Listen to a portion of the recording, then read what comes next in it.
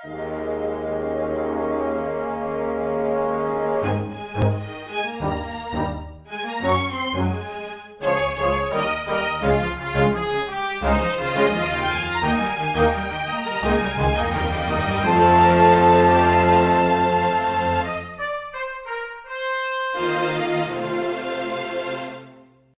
everyone, and welcome to Weekly Manga Recap here on July the 22nd of 2020. I am Nick, here with Chris. That's and me. It's another good day to talk about manga, or at least pretend to talk about manga, while instead we use it as a launching pad to talk about everything else we feel like talking about. Yes.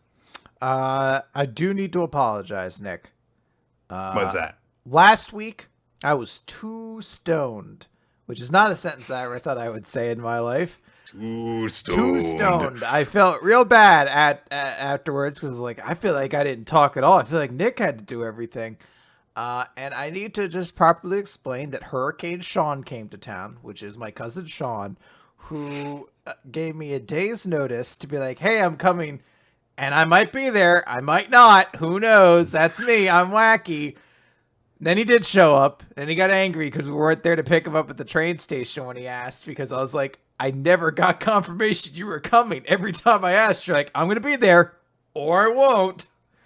And then he stayed for a week, and the entirety of the week was just getting high and watching Doom Patrol, and he's finally gone. Life started to settle. And then I got a series of text messages last night where he's like, I might be there tomorrow. Oh, no. And it was me like, all right, I'll play along with this. And then he asked for my address.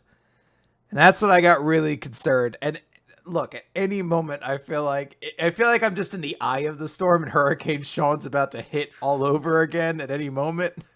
It's like, you saw Parks and Rec, right? Yes, I did. Yes. It's like when Tammy 2 shows up and Ron just kind of disappears and becomes a different... That's exactly what happens when Hurricane Sean rolls into town. You're just like, I gotta bunker down, because as he shows up, I know my week is just gone. Because if you're around when he shows up, then you might just come back and you're missing part or all of some part of hair on your face. And you'll have made some life choices that people need to talk you out of, right? Yeah, there were a lot of those. So I apologize if I did or said it. I don't even know how it's possible. I didn't think pot could do this to you, but I smoked so much pot, I don't really remember what happened last week. Which generally is an issue, but we just had to record Dice Funk yesterday, and it was just a series of things being said to me that I was like, that sounds like something that would have happened. I'll just roll along with it. Someone's like, hi, do you remember me? I'm like, no. I guess I have to, don't I? I'm glad I'm a different person now than I was 12 years ago, Chris, because I had a D&D a person show up for our D&D group, and they brought a bong, and literally after that, I was just like, dude, if they show up with a bong again, I'm just not going to be in this group again. So I'm a little bit less sensitive about that now. Chris partook of the devil's leaf? The devil's lettuce? Which is so weird. I normally don't. I'm generally not. I'm sitting here drinking a bubbly and herbal tea because that's just the kind of life I live now. But when Hurricane Sean comes into town, the devil's lettuce is all you get to enjoy. Except fast food, because he demands that. It's a week of fast food, pot, and Doom Patrol, and that was it. Chris, you need to understand that when you said Hurricane Sean last week, afterwards, I was like, did a hurricane blow through there? Oh, I guess it could have, because I live in Florida, and so when someone says like, yeah, hurricane blew through, I'm just like, yeah, okay, that's normal. So it's not a metaphor for me.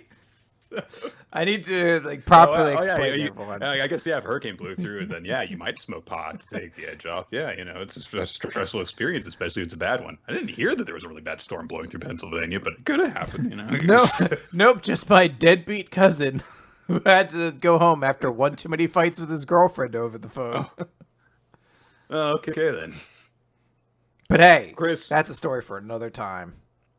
Chris, we're gonna transition straight from your drug experiences to talking about a series where magic is involved. So this would be a nice calm down from that. Yeah. So Today we're talking about a recommendation that we took a few weeks ago called Ran and the Grey World.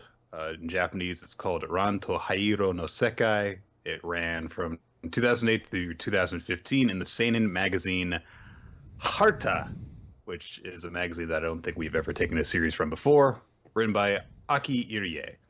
And I'm just going to get this off the bat. You can buy every volume of this series from Viz if you feel like it after you listen to us talking about it. Or even do it now. Read it and then come back and we'll talk about it if you want to. That's the magic of podcasts. You can pause them. Pause this episode, read all of Ron and the Grey World, and then unpause because you've left your MP3 player paused, I assume, for the past 17 hours. It's taking you a few days, I think. Yeah. And then, boom. Then you can get going. So this is about a 10-year-old girl named Ron. She comes from a family of sorcerers of various types. Her mother is this incredibly important, powerful sorceress. Her father is the leader of this group of kind of guardians that I can't remember the name of, but they have like crow wings. Black Wing Corp or something like that? That's it. Something like that. And he hits stuff with a really big hammer.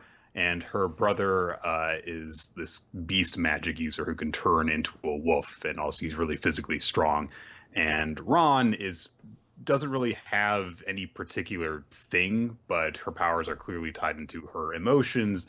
And also she gets a lot stronger when she puts on this one pair of tennis shoes, which cause her to take her adult-bodied form. She basically looks like she's suddenly 25 when she puts them on, and also her magic grows up with her and she becomes a lot more powerful.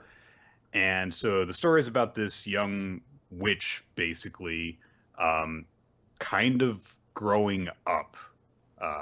It's very much one of those coming of age stories where, you know, the main character starts off with all this innocence and naivete and stuff, and eventually they reach a point where they have to grow up.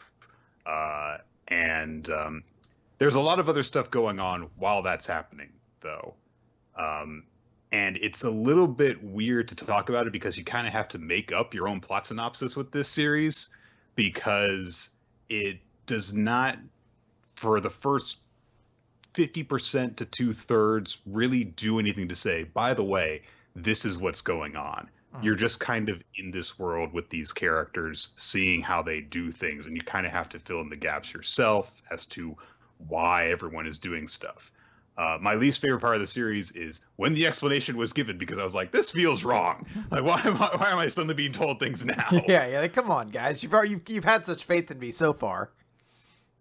So there is this really important big thing that's going on, because there is this gateway, this door that Ron's mother is the primary guardian of, but basically everyone in the family is closely tied to this entire order of sorcerers of various types who keep watch over the door, because essentially it holds the underworld at bay, and the underworld's demons are really nasty insects. I can greatly relate to a series where the bad guys are insects, so that's an automatic plus from me for this. But this is a series about growing up and about love. And I guess that we should get this out of the way.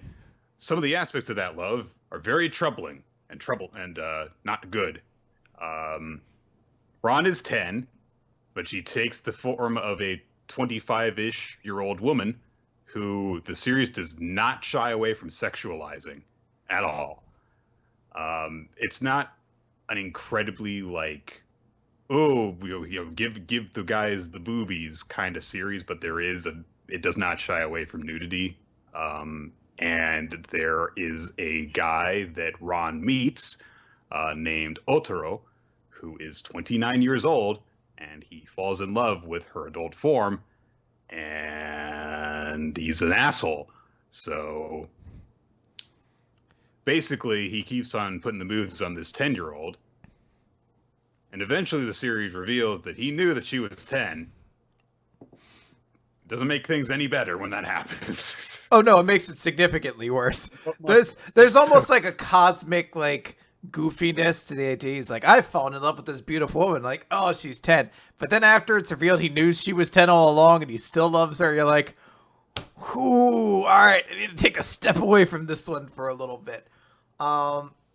So at the start, I generally didn't like it's creepy, but Otaro at the start is sort of unambiguously the antagonist. He's a bad person. We are shown pretty much everything he does is bad. He is the closest thing to an antagonist the story has, except for an ambiguous door full of bugs at some point might open up.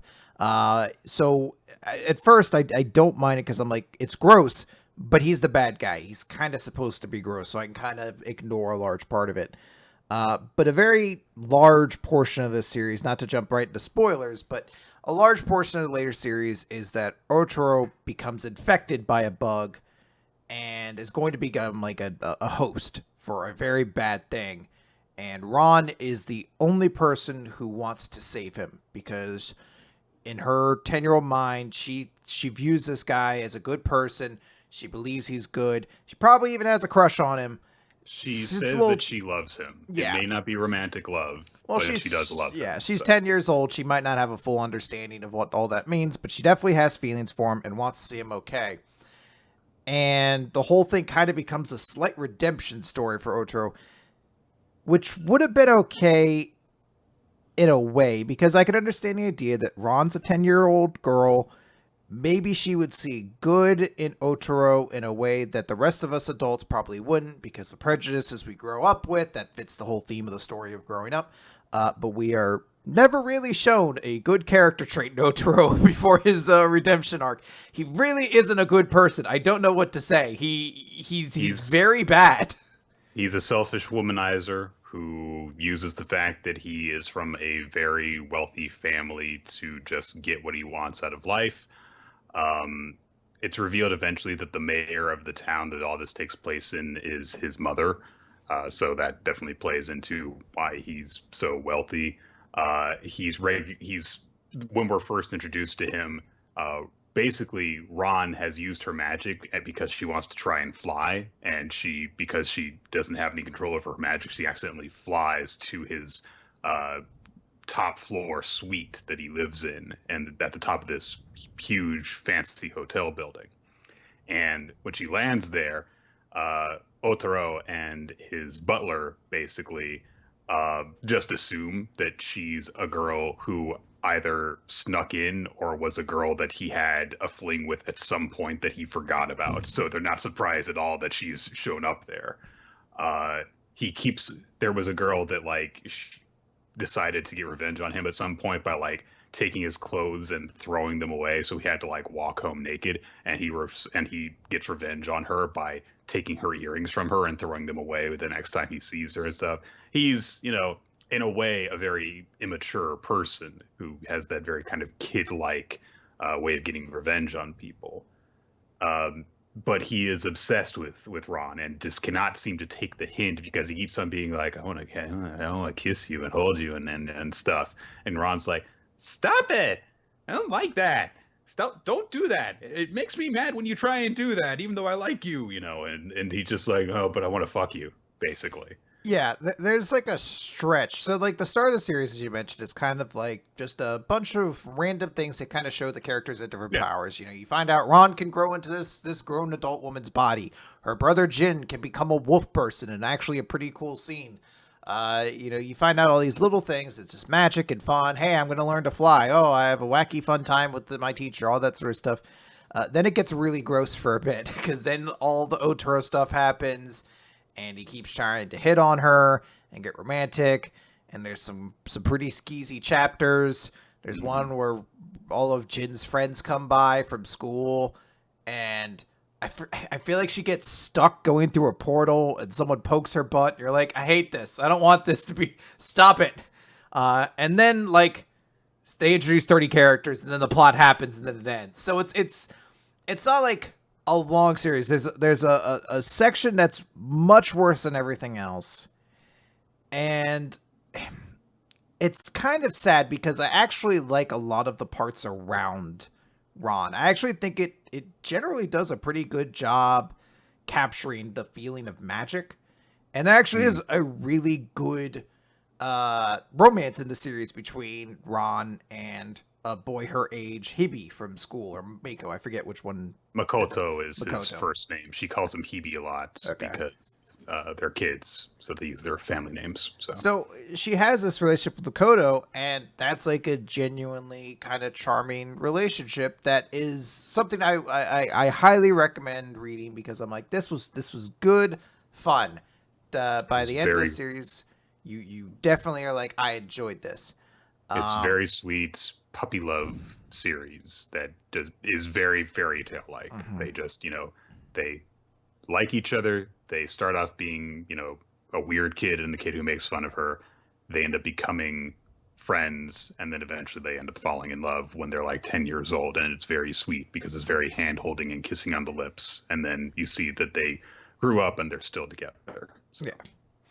And it has its sweet moments, but there's still this issue that you had to get through of the Otaro stuff, and again, spoilers, I guess, but after he gets revived, there's actually this very unique thing where they're like, he's been saved, but he's going to die. Like, he was used as a host. The creature ate almost all of his innards. He is literally only staying alive because Ron has so much feeling for him that she's powering him alive with her magic. And that's eventually going to end. She's going to run out of magic. Right. When she falls asleep, he dies. And he uses all of his remaining time to go out and make amends for everything he's done. And the whole time, Ron's at home being like, when's Otaro going to show up? I'm getting so sleepy. Like, she just keeps thinking he's going to show up and be around her again. And it's this very sad, bittersweet moment. It's kind of beautiful in its way. However, in those moments, Otaro doesn't actually, like, he makes amends for, like, I was a womanizer. I'm sorry. I should have treated you better. I wish I'd had a better relationship with you people. But he also has a moment to, like, double down, being like, yes, I know Ran is 10, and I still love her. Oh, I wish I could have married her. Think about the beautiful kids we would have had together. Hippie, you want to have sex? You like Ron too? Fuck you! I'll never give up! I'll never give up! And you're like, I'm sorry. Wasn't like a panel before this he was described as being like a being of pure light now? Why is he still bitter and jealous over this 10-year-old he has a crush on? It's really weird because they go through this whole thing describing the impact that Ron has had on him. And listen, I think that there is a way that you can have someone who is 29 years old love someone who is 10 years old in a way that is much more like the language that he uses to talk about her is fine, because he's like, Ron is like my guardian angel. She has filled my life with happiness and stuff. And I think that is nice. But to give you an idea, there is a part early on in Otaro's corruption before he's completely taken over by this insect inside of him, but where the sorcerers are aware that something is dwelling inside him, and they think that they've extracted it, but now he's like sick and recovering. Where Ron goes to see him while he's like bedridden, and she uses her magic so that she can go inside of his dream and basically try and wake him up. And so they're going through all this stuff. They're like being chased by like these things in his mind that are trying to come after them and hold them down and stuff. And then Ron's like, oh, look, we can go up through the hole that I made in order to come into your dream. So let's go and get out of here. We're going to fly up there. And Otaro is like, well, since this is my dream. And suddenly Ron's clothes start flying off. And she's like, since it's my dream, I'm going to have sex with you before we leave it. And in the moment where she is trying to save him from this mind virus, he's like, well, let's have sex first. You've never given any indication that you like me that way, or that you even know what sex is, but I'm going to have sex with you before we get out of here, and I cannot die. So that's the kind of person that he is. Yeah. And that's the kind of person that Ron's trying to save. And there's little things that just keep on coming in and to kind of go, hey, remember what kind of person he was? Remember what kind of person he was? That's the kind of person that Ron's trying to save. So yeah, it is definitely the greatest weakness of the series is how creepy this guy and the relationship he shares with Ron is, because it is the big conflict in the series is whether or not this guy can be saved, and ultimately he cannot be, and you're like, oh, thank God. But he spends all of his last moments kind of doubling down on a lot of his creepy affection for her. I will say there is a moment around that though that is awesome. As I mentioned, there's this character Hebe. He goes along with her, and the situation happens where the entire Ron family gets basically defeated by this bug. They're all in mortal danger, and Makoto has like this rope tied around him that basically makes him invisible to the monster, and he is tasked. He's not tasked. He has no other option but to find a way to save everyone else, while at the same time the villain is just stalking him. He can't find him, but every time something happens, like, I bled somewhere. Oh, well, now I know where you are from that, because anything that leaves your person isn't invisible. And it is legitimately a very tense moment as you're trying to see Makoto figure out how to save everybody and be hunted at the same time. And he doesn't stand a if that rope's gone, he's dead instantly, because sorcerers died to this person. But he has nothing. He's just a normal human. So it's a great moment of tension. Just a normal human kid. Yeah. And it's great. It's a fantastic moment. It captures the mood it's going for extremely well. I really like a lot of the cast of this series. I think that it kind of spreads itself thin towards the end. Like, there's this whole thing. So Jin's love interest in this series is this girl named Sango, who is very Yamato Nadeshiko. She's, perfect housewife kind of character. She shows up. She's been in love with Jin her whole life, and she is just kind of like there to help out. And she's like, making food for them every day and stuff like that. And then there's a whole stuff surrounding her because she's always around, so you get to know her and stuff. And she has a relationship with Ron, and of course she has a relationship with Jin. And a big thing is that Jin ends up going into heat, and they have sex because he was like, "I want you," and she's like, "Okay," which is, I think that literally all of the romance in this series kind of has a very conquesty vibe to it, save for the one between the two children. So that's kind of a thing. So there's stuff with her, and it's like, okay, I understand, what she's about. And she's the one who gives the rope to Makoto. So she ends up playing a role in that final conflict as well. But then it also turns out she's got 3 sisters who are just kind of there. Yeah, there was a point where like they introduced a character, and I was like, or it didn't introduce her. She just showed up, and I was like, Kohaku, I think. Was that one of her sisters? The youngest sister. I was like, I don't know who this is. That happened once. I think I may have missed 2 or 3 chapters in the way of reading this series, because there was one point I remember little sorcerer rival girl showing up. Neo. And then 16 wolf people showed up, and I was like, I don't remember these characters. And it's fine. They just show up. So. I was like, okay, because I was like, I don't remember who these people are, and they're not interesting, and they're very relevant for like 2 chapters. Yep. And then they never come up again except this long epilogue, because there's actually kind of an interesting moment. Ron, at some point, basically, like, because of her sadness, falls into like a deep sleep for like a month or a couple months, they say. Well, she's out of magical power. Yeah.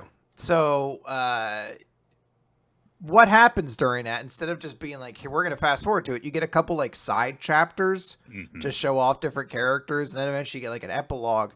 And all the characters that keep showing up in the epilogue, I was like, was this doctor a person? I don't remember. I know you have the bone arm joke, and that's it. I don't remember where you came from.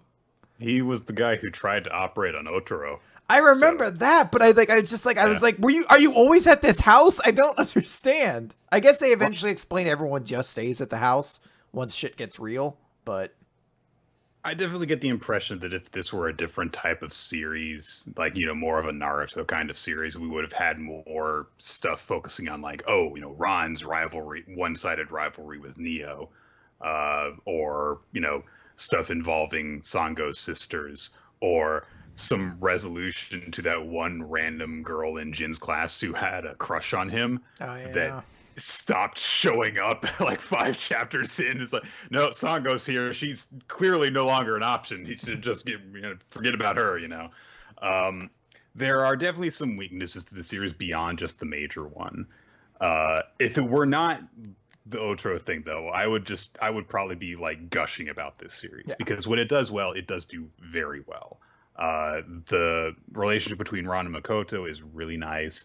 I like Ron's entire family, basically.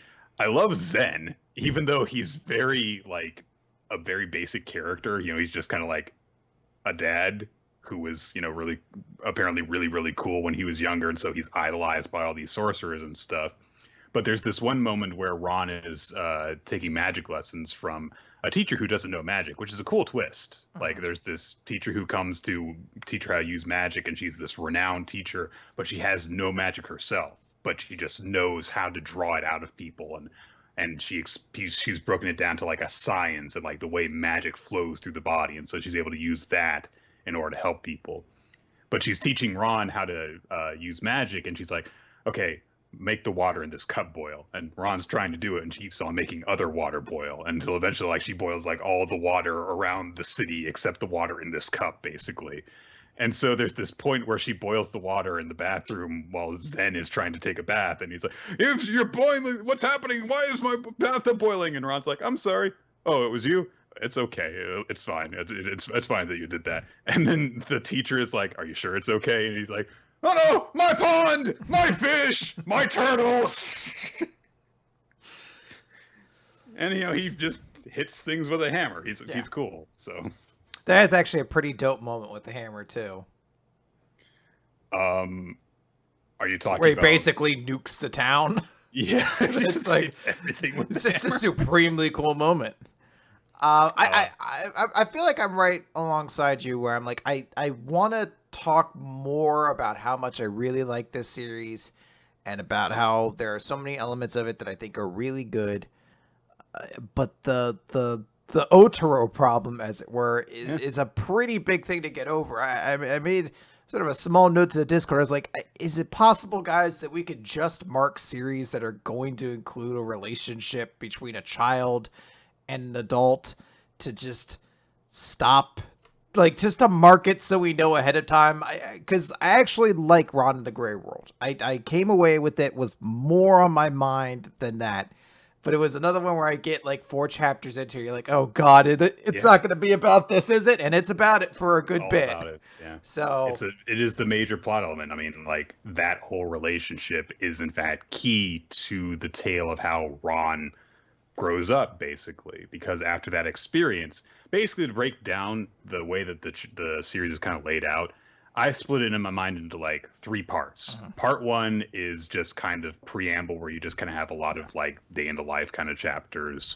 The middle is where all of the action happens. This is where like the battle happens between the people of Earth and the people and the insects of Hell, essentially. And then it has a Return of the King ending, where it's like almost the entire last third of this series is like stuff that happens after the goodbyes. And a lot of it is Ron getting ready to say goodbye to her family, because she's going to go away for just like 6 months, but she's going to go on this journey of discovery. And then when she comes back from it, she has changed and matured.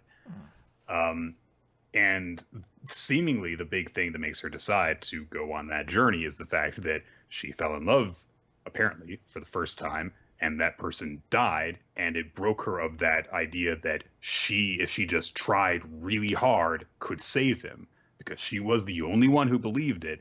And literally, like, everyone's aware of this problem that Otaro is basically dead from before he shows up for the final battle, basically. They're like, yeah, that guy's dead. We can't save him. We have to kill him. And she's like, no, I want to save him. And because she tries really hard to save him, she ends up making things worse, because he's not present when Zen nukes the town with his hammer. So she saves him from that fatal blow and nearly gets more people killed as a result of it. And then it seems like, oh, she did it. She saved him. And then, no, he's too far gone. You couldn't save him. And she has to come to terms with that. And she finds out that just hoping really hard is not enough. And that's a big adult thing to have to do. And because of that, you keep on getting reminded, oh, right, this guy was an asshole. And then at the very end, like, one of the last things he does is say, like, tell Ron that I still love her, even if she was always 10. Oh, so you knew that? Yeah, we're just gonna gloss over that. And again, it follows the whole conversation he has with his butler, where his butler's like, Oh, I always thought you two were beautiful together. I can't imagine. I'm gonna be sad. I'm never gonna get to see what your kids look like. And it's like, yeah, I know, me too. And you're just like, yeah, she's 10. Come on, man. So all the things that he's talking about with the people around the town, by that point, is like, oh, you knew, okay. And they're like, And you're like, how far back did you know? yeah, because that's never really. They don't really explain that, how exactly he found out. Presumably, at some point, maybe during the battle, he would have seen her shift back and forth or something like that. But it is never explicitly said when he found out. So you have to wonder, like, okay, so did you know as far back as when, like, you imagined Ron, it was in your dream, so you tried to have sex with her? Did you know then? Did you? This is essential information for me to know, because I need to know what circle of hell you're going into. Yeah. I do ultimately want to say that I enjoyed this series, and I can recommend it if you get the big warning out front. Hey, the series is going to have this kind of relationship, and it's kind of gross. And I think I probably would have ended up enjoying the series more had I known it was going to happen. Having it kind of like sprung on me 4 chapters in, and then having to read through all of it made it a lot more uncomfortable, because I was like, did someone Kodama no Jigen us again? Like, did someone like stealth slide this one in there or something like that? And obviously that's not the case. No. But it is just a situation where it's like, oh, I don't like, I'd rather have been mentally prepared from this from the start. So I think if you hear about that being the case with this series, and all the magical stuff about it, and the healthy relationship that it shows, and the pretty inspiring stuff, and again, just a great kind of moral story of what it's like to grow up. If all that still intrigues you, I could still recommend it. It just has that big, giant Otoro-shaped asterisk next to it. And I came away from this series, despite that, even liking it more than I disliked it. I still came out of this, thinking positively overall about the series. I think that it had enough good to it for me to look past that, but it would have been easier for me to do that if not for that big element. And it is definitely a part where I go, warning sign right here, So I really like the relationship between Ron and Makoto. There's this part early on because he's other than Otro is the only person who actually finds out that the only like normal human who finds out that magic exists basically in this series. And when he finds out, Ron's, upset because like, oh, I have to make you forget. And there's this whole chapter where she's trying to make him forget by hitting him on the head really hard with the frying pan because that's magic, And he's like, well, why don't you just tell me to not tell anyone? And she's like, you'll do that? It's like, yeah. I was like, you don't think I'm weird? It's like, look, everyone's got secrets. And he has this bizarrely mature outlook on it. And, it brings them closer ultimately because he decides to keep that secret for her and stuff. And yeah, I mean, if like I gave like number ratings for series, the Otoro thing purely on its own took this from somewhere between like a 7 and 8 to between like a 6 and a 7 for me. Yeah. So it was big, but not big enough to completely push this into the realm of I didn't like it when otherwise I would have. But it is unfortunate that it is such a distracting thing from a series that otherwise we would have many other different things to say about that wouldn't take up so much focus. So. I wonder, because there is a level too that, because you think about a series like Usagi Drop or something like that, and you're like, that was a series that waited to unload its creepiness at the end. Whereas this one gets it like out of the way midway through, and in the end is just innocent and charming. Maybe that plays an aspect too, because like as I start to think, I'm like, your last impressions on the series. That first third is really creepy and kind of bad. But the last third's really great. So it is kind of interesting that I'm like, yeah, I guess I do kind of like it more just because it had a better feeling to kind of leave off with. And the pay-per-view on your best match. Yeah, exactly. Eye for an eye, Nick. Every match, Nick, at some point, you and me are going to have an eye for an eye match for the next WMRV to win the bank contract. You know what was amazing about that match, Chris? The next night, Big Show and Seth Rollins had an unsanctioned match. After they had an eye for an eye match that was sanctioned. I just like the idea that they had said like it was something like you get to pick the stipulation, Drew McIntyre, and somebody else was like eye for an eye match. I was like, yeah, every match should be an eye for an eye match now at WWE. I was watching that show with a few friends, and I told them like, I'll bet that the people who were making the 2K games are like, oh, thank God we don't have to program in an eye for an eye match. They're like, oh, phew, thank goodness. Dodge that one. All right. We've made the wrestling reference, Chris. That means it's time to shift over to the recap portion of Week in Manga Recap. Yep, we can talk about manga now. We can talk about other manga now. My Hero Academia, chapter number 278, Disaster Walker. We open this chapter on Jiro. It's automatically a great chapter, Chris. Jiro's here. There you go. She makes a wacky face. Because she has realized that something huge is coming towards them using her super hearing powers, basically. We cut over to why the line of heroes has been breached, and of course it's because Gigantomachia is just storming through the mountains. Mountain Lady is trying to push him back. She's basically like pulling an offensive lineman against the sled kind of thing, but the sled is actually motorized and is pushing towards her. And of course, the League of Villains are riding around on Gigantomachia's back.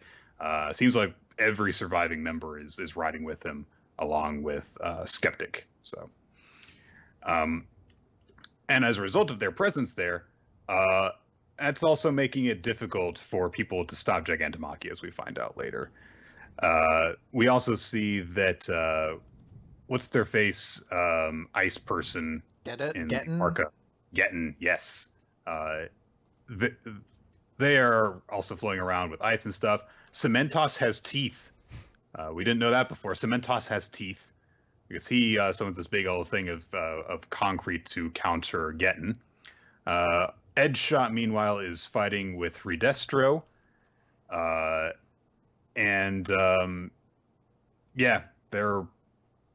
Redestro has realized that Shigaraki is in an imperfect state right now because he's woken up too early, basically. He knows that because Gigantomachia has taken action.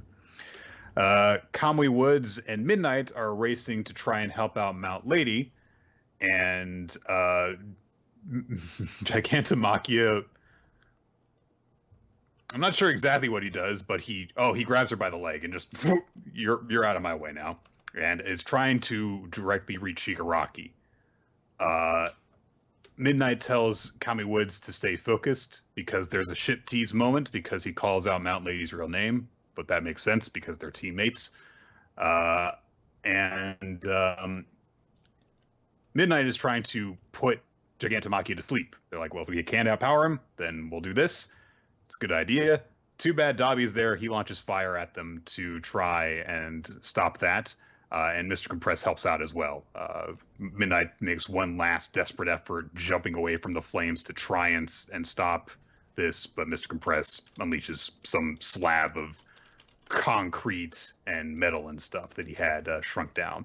So she is dropped to the ground, and so she gets in contact with Yaoyorozu over where the UA students are. And she says, okay, do you know what the hell's going on here? And she's like, well, yeah, Jiro can hear good and Shoji can see good.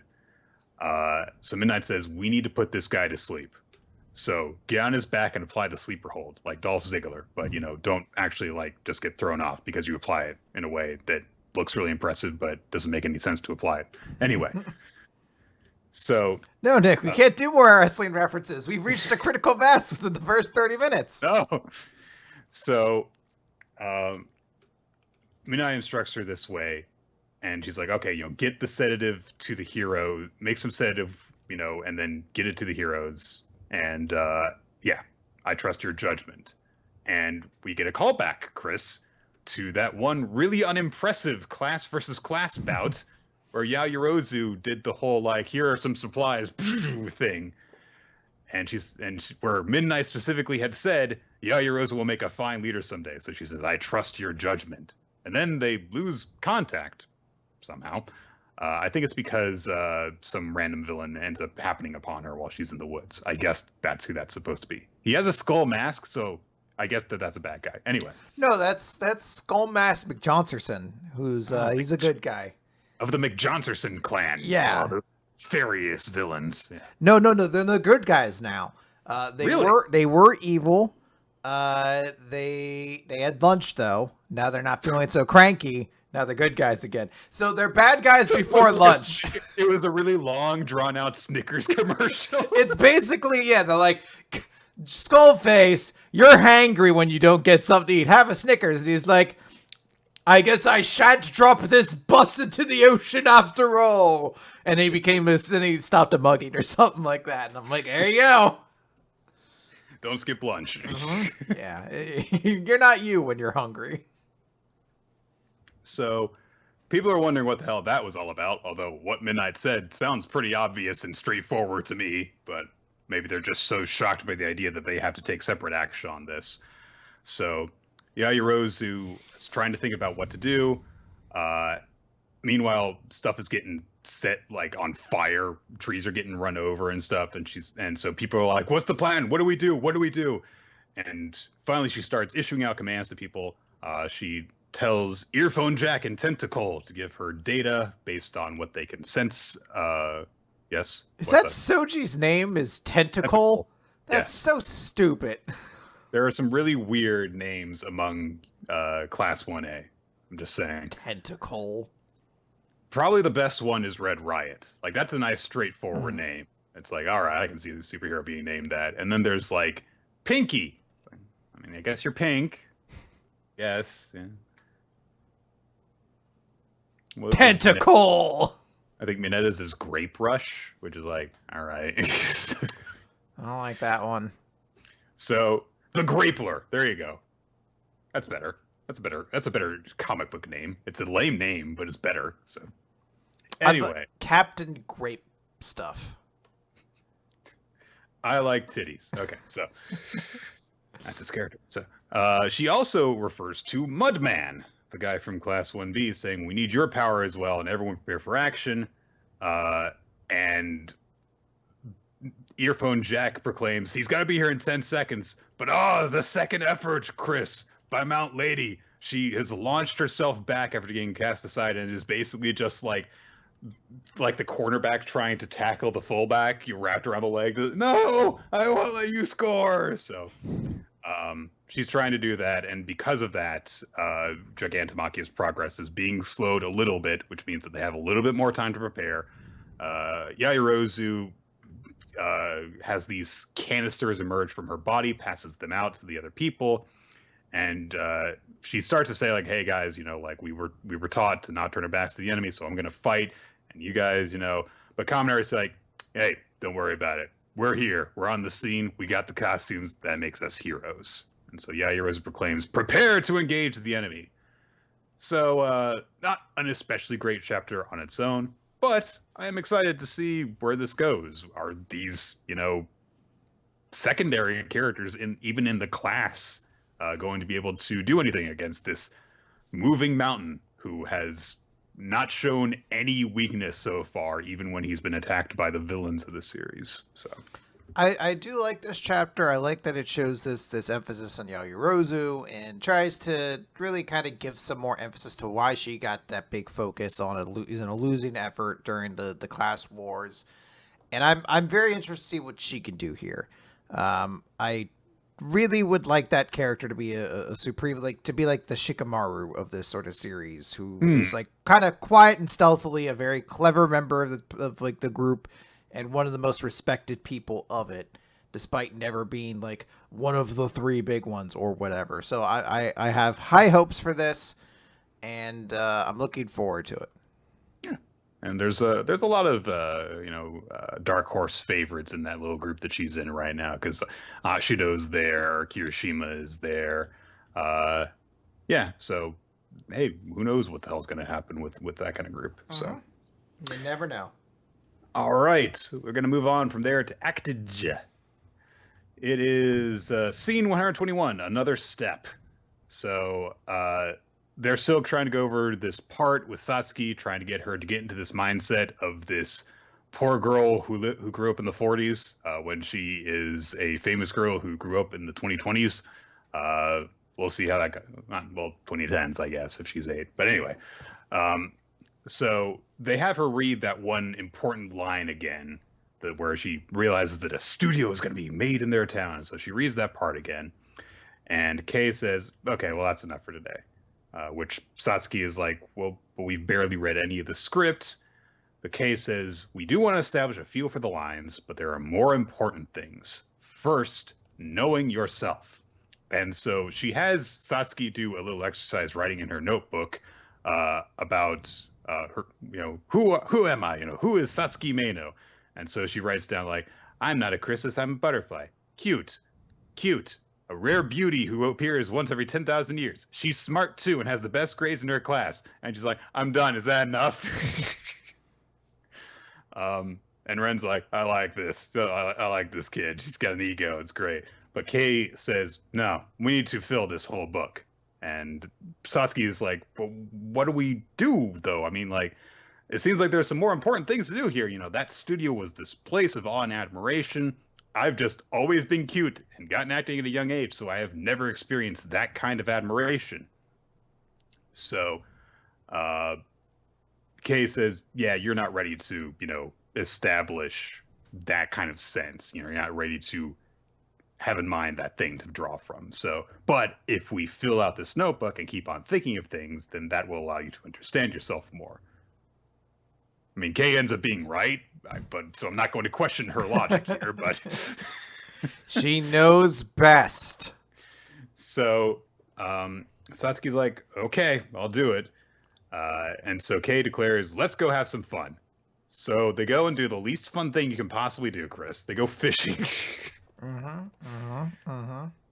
they're out there for 2 hours, not catching anything. To which Ren proclaims, "You don't get it, Satsuki. Spending boring time like this is how adults have fun." Ren's just a liar. She goes to bars and has strip rock paper scissors fights with strangers. Clearly, she doesn't do this kind of boring stuff for fun. But this remark gets Satsuki frustrated, and she says, "We've got to have rehearsal in 2 days. We have to go home tomorrow. How is this going to help me?" And so Ren takes a quick, candid camera shot on her phone of Satsuki. And Satsuki's like, "Okay, don't post that on Instagram because Satsuki Meino doesn't yell in public." So Kay takes note of that and writes down the book, says, Satsuki is image conscious. So they kind of go about their day doing that. Like when Satsuki gets mad, her face gets red.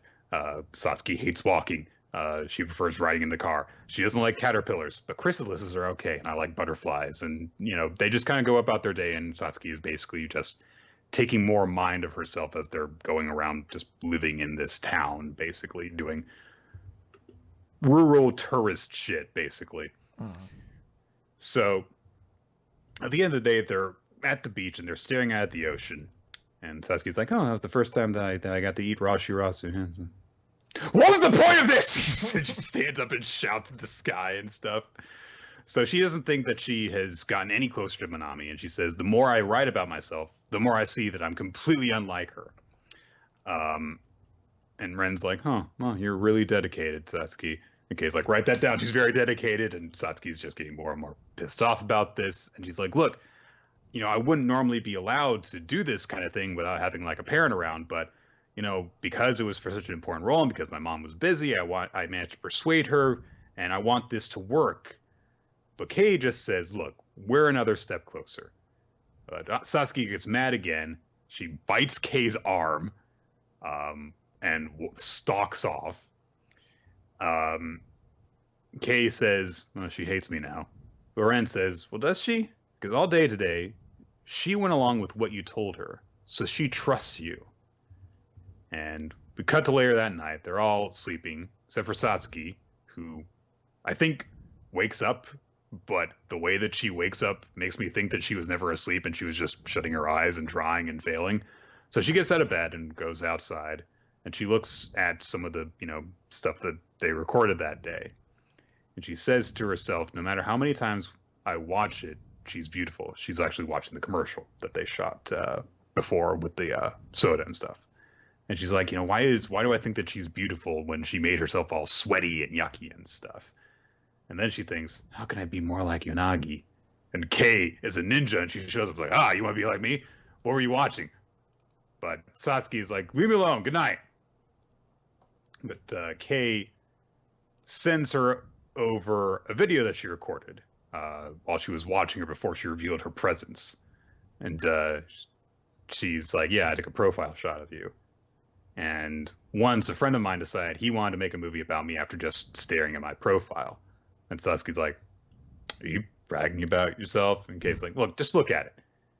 And it's a shot of Satsuki, in like her natural state, just, like not putting up any fronts or anything like that. She's just being worried about what's going on. And she's admiring Kei in this video they did together. And Kei says, I asked Tamaki to take videos of you all day long. And also I edited it with this Apple product that you can buy on the App Store. And there are all these different shots of Satsuki just, having a good time, getting flustered, biting Kei's arm because, Ren wasn't going to miss that shot. And Kei says, I know you hate it when people think you're cute when you're not acting, but I think it's unavoidable because you're cute even when you don't try. You've been acting since you were little, so it's hard for you not to perform. But you're closer now. And Satsuki agrees with her this time. And Kei says, by the way, what were you looking at before? Because your expression was really nice. And I think that must have been how Minami looked the first time she saw the studio. And Satsuki thinks back on what Ren told her at the beginning of the day of, so you want to try and establish something that you have admiration for. And she looks at Kei, and she gets embarrassed. I don't admire her. No! And she walks off without saying anything. Kei looks at the shots that she took of Satsuki before, of her profile, and we get this narration from Kei. It says, in every society, there is something that children share, the ability to respond to the world with laughter, anger, or tears. It's an ability we lose as we become adults. Through Satsuki, I'll become Minami too. And Ren can read minds because she's watching Kei and she says, scary. So that's her power. She didn't reveal it to this point, but she's actually a telepath. That's how she can do rock, paper, scissors. Yeah, she always knows. You know what? I wouldn't be shocked if there's an actual fan theory somewhere out there that she does have telepathy for that reason. Wow. It's an okay chapter. It's a nice follow-up on the stuff that we saw in the past couple of chapters leading up to it, but I didn't like it nearly as much as I liked the past few weeks of development with Satsuki that we got. But this has been a nice little story of her development as an actor and as a person. So I do like that there's this much emphasis being placed on just getting a single word of the script right. Like, I do appreciate that, but, otherwise, it's fine. It is probably one of the more realistic things that's been done in actage, honestly. Just like, no, this line is important. You have to do this. Yeah. So. If you fuck this up, the whole thing's shot. All right, Boruto. Number 48, Time Limit. All right, Nick, we have 50 seconds to finish this. So a fight happens. Clone Jiraiya Kashin Koji tries to fight Ishiki, who no-sells everything. He has spiky hair. It doesn't work. He has fire. It doesn't work. So he's like, I know. I'll use my fire to set up something behind him and a Rasengan to push him into it. And now what are you going to do? How are you going to stop this? And then he's like, well, I shrunk these pillars before. And he basically completely breaks Kashin Koji's body. And the entire time he's taunting him saying, Amado sent you here to die. That's part of his plan. I know his plan and stuff. So he's clearly over at Konoha right now. Kashin Koji's like, whatever. And summons a frog in order to get him away. And meanwhile, back in Konoha, Amado's like, by the way, the collar that I put on Shikadai was a dud. It was just to get you to get what I want. And Boruto's like, I want to go with you guys, Dad. And Naruto's like, no. Oh, no, Ishiki's here. And that's the chapter. 57 seconds. That's not bad. I will say this, though. Ishiki became so much cooler when he has a stupid little eyeball open up thing. And he just crushes Kashin Koji.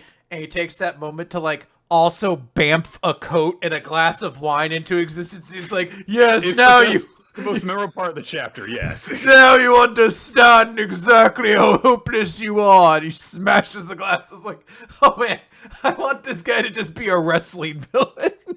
He just like, you see, the jutsu lets me store what I've shrunk in another dimension where time doesn't flow. Check out this glass of wine. He's like, I've been sampling this perfect vintage for so many years so I can enjoy it upon your defeat. Now it's gone now, smash! How about you? I want him to just be as over the top and goofy as possible. Like, I want him to show up at Konoha, and he's like, I prepared some events for just such an occasion. He starts shooting out like streamers, like like balloons start falling. I basically wanted to be the Pennywise from the Tim Curry version of it, where there's just balloons falling down, and he's just riding on a base like honk honk.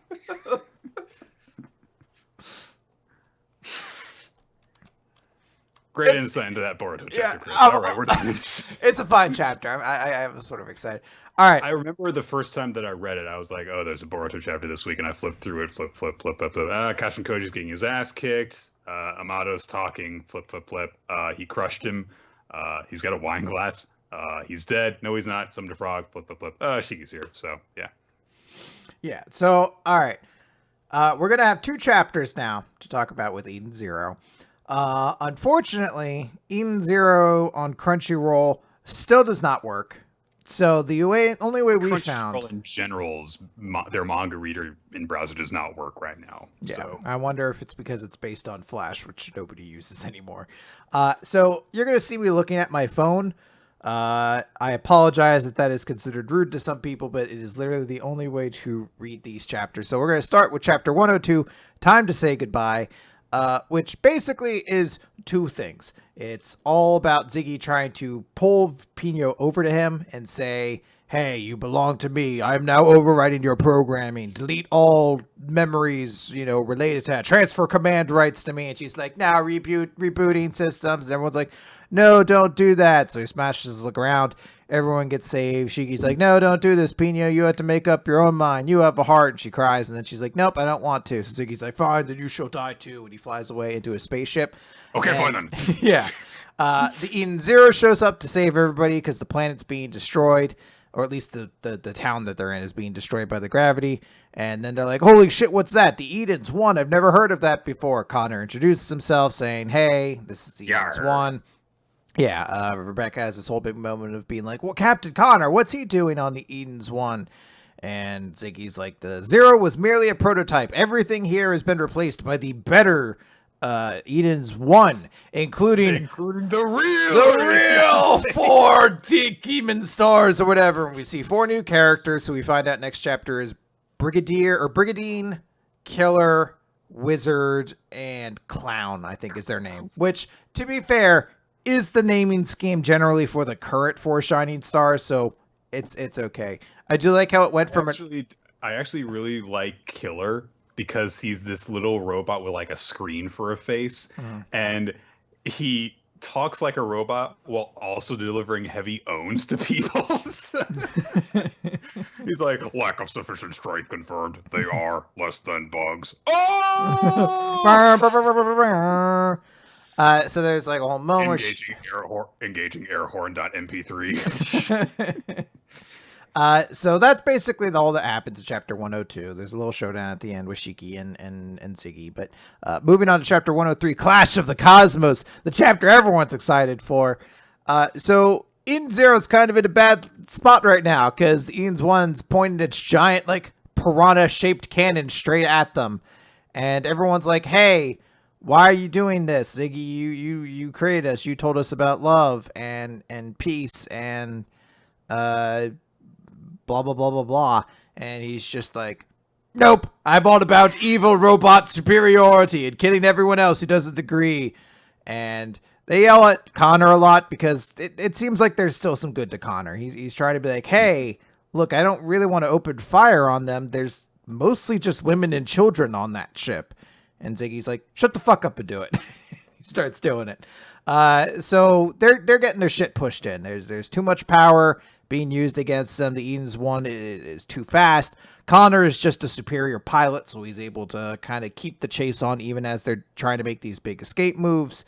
They try to use a diversion. Connor gets past that. And we see a moment where there's like unmanned drones flying out there, and Wizard rides on top of them and uses lightning. So I guess the robots can survive in the gravity of space, or in the vacuum of space, which I guess there's no organic components in them. So that's something.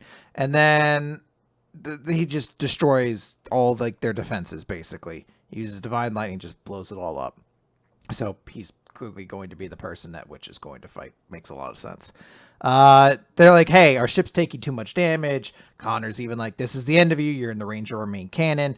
They give the cannon a name called the Starbringer, which I kind of like the name, but I don't really get it as a name for a weapon. Does it, I guess, turn you into just debris that makes you like a star? Maybe because it's so bright, it's like a new star appearing in the sky. Okay, that's fair.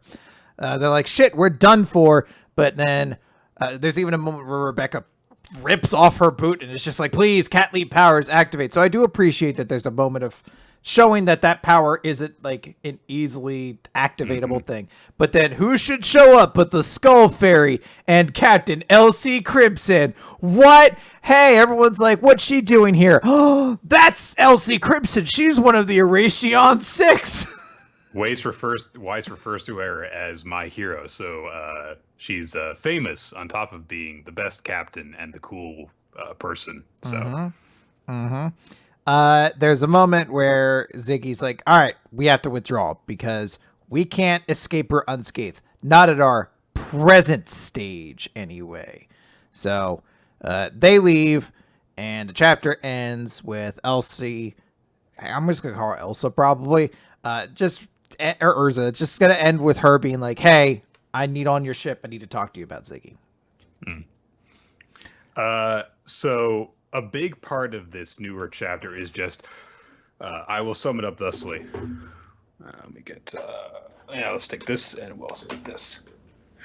Oh no! So, when you're looking at great chapter, 10 out of 10. When you're looking at that on your phone, it's not great. So, what do you mean? I watched Inception on my phone just like Chris Nolan wanted me to. Oh yeah, I'm sure that we have to open the theaters to say that. Yeah, I remember someone I know was like, I watched Dunkirk on an airplane flight, and I just imagined Christopher Nolan spitting on the ground in anger over it, like, no, it needs to be on the biggest screen possible. It's like, everyone should do that. Just be like, hey, I just saw your movie for the first time and I watched it on like an iPod from 2008. I watched it on my Nano. I ripped it and watched it on my Nano. Like, you bastard.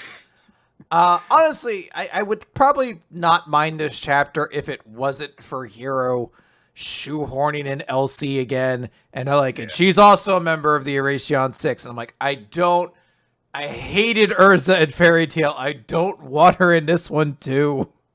Well, look at it this way. Look at it this way, Chris. Every badass group that's supposed to be of all the strongest people has to have their Hancock, right? So have that one person that you're just like, why do we have to have this person who's just lamer than all the others?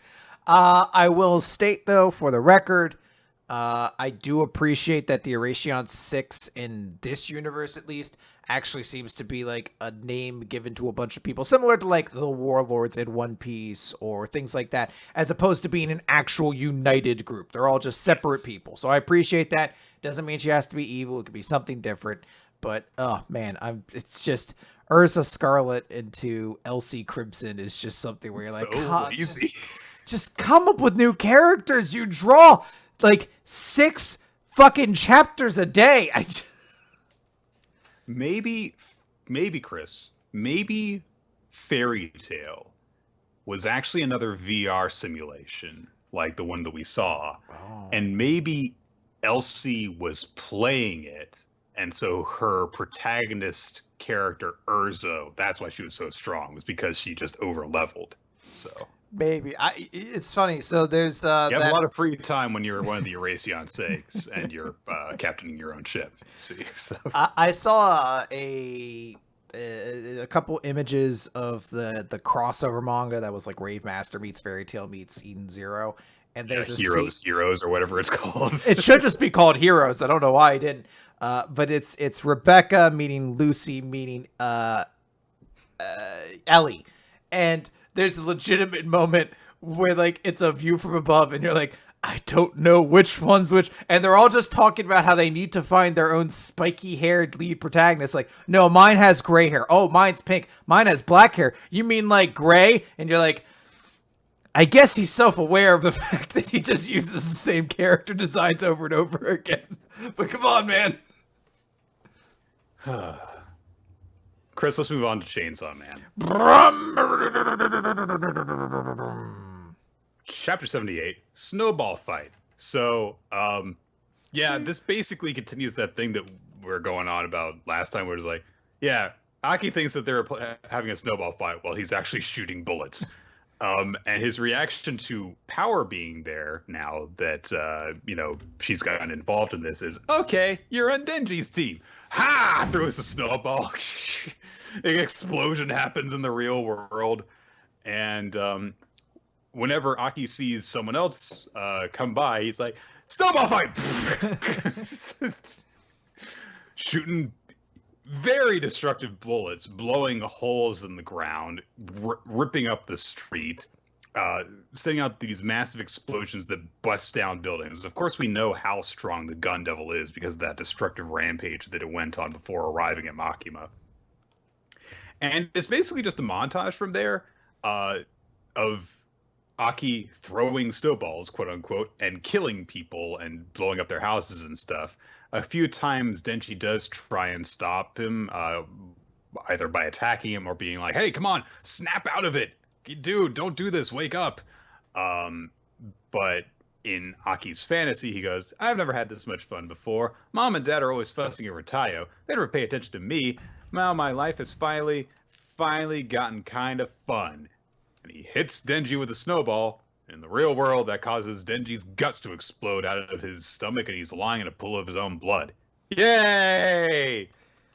It's a very straightforward, simple chapter. Yeah. But it is definitely Aki's a little messed up right now. So. Oh, I mean, yeah. I mean, look, I made a mention on Twitter, though. I was like, there are some weeks where, like, it's really impressive that Fujimoto's Chainsaw Man is running and jump alongside these other series. It really kind of sets a standard. And then there's some weeks where, like, man, it feels like this should be in a different magazine. This was one of those weeks when it's like, haha, let's have a snowball fight. And then, like, it cuts to immediately him obliterating the family of 3, and you're just like, Jesus. Now, I recognize Jump has had, graphic series before, Fist of the North Star, JoJo's Bizarre Adventure.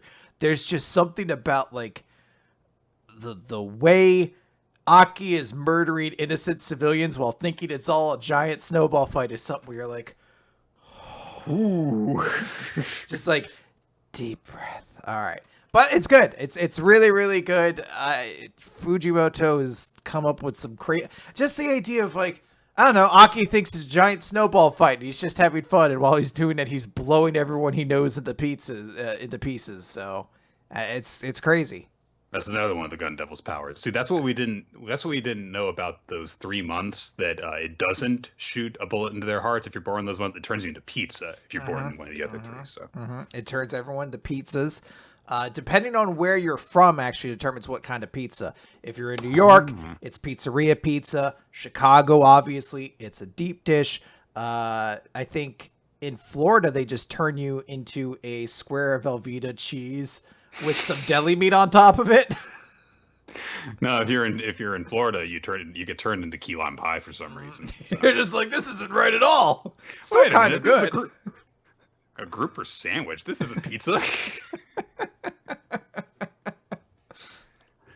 All right. Anyway. All right, Nick. Let's talk about Bone Collection is ready. Wait a minute. This is just bath salts. Bone Collection, Chapter 12. I can't believe it. That's the chapter done. Yep, I can't believe it. Kazami still got his hand sticking into Pyra's chest. He's trying to go to the bathroom, and Pyra's upset at him for trying to get rid of her. She tries to feed him by stabbing him in the face with chopsticks. Okay, so they were meant to, I guess, get closer, but they just are more and more at each other's throats instead, I guess. So eventually, braided trainer person gives them corn cob head lumps, which break off later. So they've got the lumps in their heads, and then they're like, "When I told you to get lovey-dovey, I meant it figuratively. Can't you two just get along?" And they start to go butt, so they knee both of them in the chin, their heads snap back, and the lumps pop off of their heads. Why aren't they dead, Chris? I don't know. It's actually a horrifying visual to think that there are a bunch of bumps on their head, and then because gets that's kicked blood. in Like that's in there.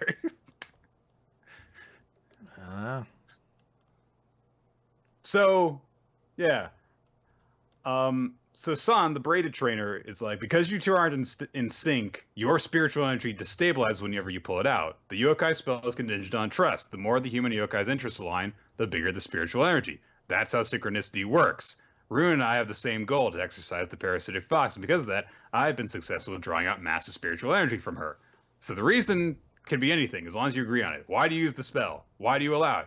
Figure it out, you twerps. And then they walk away. And Pyra says, I want to become human and marry Kazami. And Kazami's like, I want to become one of the 4 Exorcist Kings and change the world. So they get in a fight about this because they don't have the same reason. Chris, I want to point out that at the beginning of the series, Pyra said, I want you to make me human, and if you do, you can I'll marry you. And Kazami was like, okay. But now for some reason, this idea is disagreeable to him because he decided that he wanted to become one of the 4 Exorcist Kings and change the world. I don't know why that means that he has to abandon the original plan. There was never any indication before this where they needed to have a fight so that they could learn to work together, that there was any disagreement on Kazami's part with that original idea, which has not changed on Pyra's part. There has been a couple jokes about kind of the idea that maybe the honeymoon period is over, and like he's like, I'd have to marry Pyra, and usually it's like after she does something gross or stupid. So there's been a couple things to signify that. But yeah, it is weird that like their whole emotional fight's like, I want to marry you. I want to become one of the 4 Exorcist Kings. These are mutually exclusive ideas. I mean, if there were a point in there where Kazami was like, yeah, I don't want to marry you or anything like that, and there could actually be like some sort of actual dramatic hook to that, where Pyra's like, what do you mean you don't like me? I thought you liked me, and you agreed to this. I thought that, and I've been falling more in love with you this whole time, and now you decide you're not interested in me, and that could really hurt her, and that could drive an actual wedge between them, as opposed to just, we're making jokes about them getting in pissy fights and then getting beaten up for it. So Runa, the quiet sister trainer girl, gets between them as best she can, because Kazami's hand is still sticking into Pyra's chest, and then communicates via notepad because she doesn't like talking. So she holds out the notepad to Pyra and she's written down, I understand, men are always so dumb. And so they have this kind of like one-on-one counseling session between Runa and Pyra, because she's like, I mean, I'm doing my best, but he doesn't seem to care. Does this mean it's hopeless? And Runa's like, well, maybe you're overdoing it. And Pyra's like, what do you mean? And Runa holds up the notepad and says, men want to do the chasing.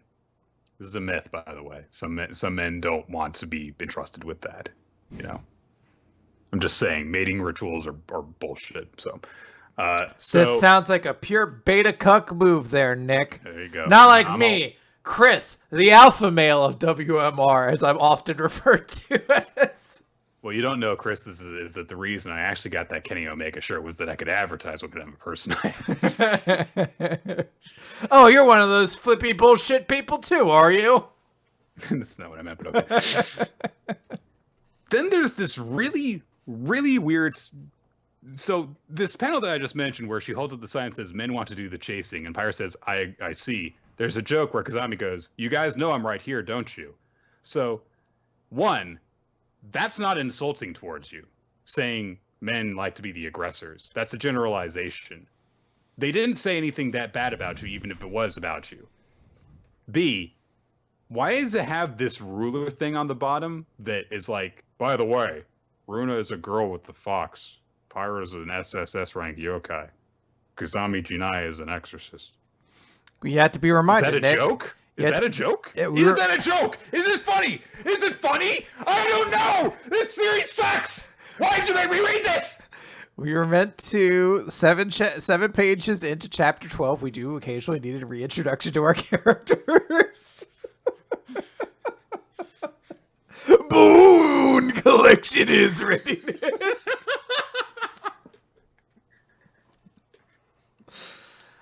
I'm sorry. I didn't have that problem the first time I read this. I think I just kind of like had this like moment of epiphany. Well, it's like, I'm still reading this. I'm still reading this. It might not end. It might not end. So, Runa holds up the notepad to Kazami saying, men shouldn't insert themselves into women's conversations. It's funny because he has no choice but to be present for the conversation because he's attached to Pyra right now. Kazami says, you're really mature for your age. It's not a mature thing to say. Anyway, Runa goes on to say, I understand your feelings, Pyra. My brother and I don't completely agree with each other. So, whoops, been misgendering that character, I guess. Yeah, I didn't realize. All right, fair. In my defense, Bone Collection's faces are all hideous and impossible to tell apart, so I rely entirely on hairstyle to tell our characters. So anyway, Runa says, I want to become human, but I don't want to hurt those closest to me. And you are also stuck in limbo. That's why you're violent with him. And Pyra responds to this by latching onto Runa in a big ol' hug, which somehow doesn't break Kazami's arm because she holds Runa to her chest exactly where Kazami's wrist is entering her body. So there's a joke in the background because Kazami is like flying behind her in order for her to execute this hug. But honestly, his bones should be dust in order to actually ensure that their chests touch the way that she is hugging them together. Anyway, we get narration saying, from then on, Pyra and Runa got along really well. They talked about relationships right in front of me. I had known that Pyra has feelings for me, of course. That's why I realized that I was wrong not to take it seriously. I felt bad about it. Oh man, you gotta love when people follow that major rule of writing, Chris. Tell, show nothing. Tell everything. You gotta love a narration where a character's like, this is how I felt. I felt bad about it. Can't you tell from my face, which is easy to determine emotions from? They arrive at the island. Akifuyu's there. Exorcist King Shishino is there with a bunch of other people who wear eye patches. Do you think that he just makes them wear the eye patches? They don't actually need them? He seems like the kind of person that would do that. I would like that. That would be a funny character trait if everyone's like, man, it's really fucks with my depth perception to have one eye always covered. He doesn't need his either. He's just really into being an uber weeb. So they say all that, and then they're like, okay, well, Master Suzaku is here, so it'll be fine. And Akifuyu's like, well, true, but only if he actually takes this seriously. Nonetheless, this is a dangerous assignment. Don't let your guard down. There is a scream, and wow, that was quick. The QB has slaughtered most of the exorcists they brought with them, and he's got Runa under his arm. And Kazami's just looking over his shoulder, like he's like, huh, do I want to get a chocolate shake or vanilla today? Are they still making the Shamrock Shake? And someone was like, that's back in March. It's July. What do you mean? Even worse, you could pass that off as Kazami hasn't realized what's happened until that very moment. Runa is tucked under the QB's arm, and she's just kind of like, I guess this is my life now. Well, I love that. And then on the next page, she makes a distressed face by going, I love that. No one reacts to the notion of like 20 exorcists being brutally murdered in a moment. Everyone's like, huh, huh, huh, huh, and that's it. Like no one's like horrified or really shocked. Everyone's like dull surprise at this. And so then San goes, "What are you talking about?" Because the Kyuubi said, "I'm taking you back, my little tail. You belong to me." San goes, "What are you talking about?" You know what he's talking about. You've known the whole time. She got possessed by a Kyuubi. Her tail is sticking out of her. He wants the tail back. Maybe you wouldn't know that he was planning this specifically in order to do this, but you know that the part of the Kyuubi anyway. He says, "Let go of Runa. Stop killing those 20 people." Also, an arm was cut off in that panel at some point. I'm not sure who it belongs to. It was a nameless character, so I'm gonna make a note of that. Shishino, samurai guy, says the word samurai. He and Akifuyu rush in towards the Kyuubi. I'm just like the character note. He says the word samurai again. It's his only defining character trait. Akifuyu, well, let's see. So, Shishino cuts off the Kyuubi's legs? Maybe? I don't know. There's the sound effect slice, and there are no legs below the point where seemingly Shishino has struck, but I don't see stumps anywhere. So maybe he didn't cut them off after all. And Akifuyu caves his entire skull in with a punch, and then the guy's just like, "Huh, 2 of the 4 Exorcist Kings are here." It disappears with Runa and appears at the top of the building. And he's like, "I'm gonna pull out her tail, so don't bother me." And he puts up a barrier. And Shishino says, "The island's defenses have been hijacked, samurai." And San says, "No, Runa is just barely maintaining her physical form by keeping the yokai inside her in check. If he pulls the tail out by force, she'll die." And then Pyra and Kazami are like, "We have to work together. The yokai spell depends on trust. The reason could be anything. Why do you use the spell? Why do you allow it? Figure that out." And he pulls his hand out from Pyra's chest, and this skull with flashing eyes symbols appears, and they do like a Super Saiyan pose together with their fists clenched, and they're glowing with an awesome aura, and they're like, "We're rescuing Runa. Yay." So I love how they're like, "Oh no, if he pulls out her tail by force, we'll never stop it." He's got Runa under his arm. Does he need to do something special to pull out her tail? He could just gunk. I don't know. Yeah. Also, there are other demons there, I guess. I think we see their faces, but we don't actually see them where they are present in this dome thing. Yeah. I think that he fled to the top of this prison and engaged his defenses, so he's locked inside with Runa is the idea. And so they have to bust in there and stop it. Runa will not stop making inappropriate faces the entire time she's held captive, by the way. And her chin keeps moving. So anyway, Bone Collection's bad. Let's move on. What do you mean, Nick? It's perfect. Everything about it is perfect. From a very strict definition of perfect, I suppose it is. All right, Nick, well, let's move on to something everyone's going to be excited for. Unless you're not a fan of it, in which case, I guess deal with it. Magu-chan! Magu-chan got a destruction. It's probably the worst chapter so far. All right, let's pull that pin out, tunk, and then it falls directly into falls. Disappointing chapter that was still pretty good overall. Over with it. The honeymoon's over. Pull that pin and watch it fall right into a trash can that then gets set on fire.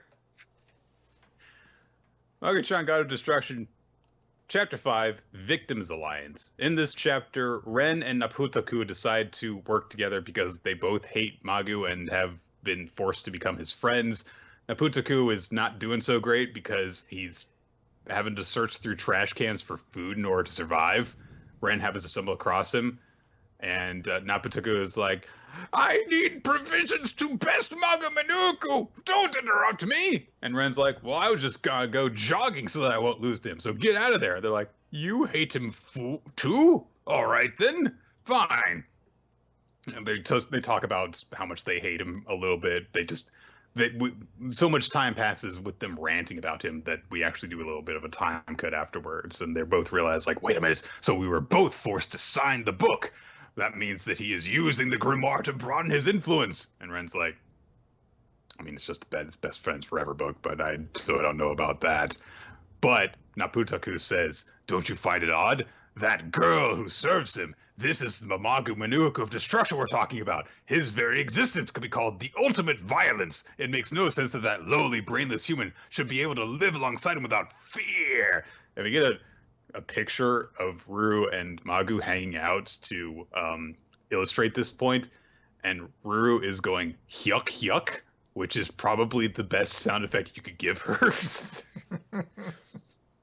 And so Naputaku says, perhaps he's had her sign her name in his blood oath book, and through his magic powers, forced her into subjugation. So Ren's like, so they decide that they're going to form an alliance and get the book from Magu-chan the next day in order to stop him. So the next day, they sneak over to Ruru's house. Magu is doing apparently what he always does in his time while Ruru's at school, reading shoujo manga. And Ren makes sure that he gets to Ruru's house before Ruru does, and Naputaku is like, here is my flawless plan. When he will let his guard down around you, a lowly human, come up with an excuse for him to produce the Blood Oath book, pass the book off to my minions who shall be stationed outside. His hermit crabs are there. And I have given them orders to take the book and bring it to my hideout. Then they'll throw it into these burning flames. I christen this mission Operation Blood Oath Book Burning. And Ren's like, so you're not going to do anything yourself? He's like, I rule from the shadows, the strategist. So they have a time limit, of course, for them to do this, because Ruru, of course, will be getting home soon. So Ren just kind of like bursts in. Magu doesn't care.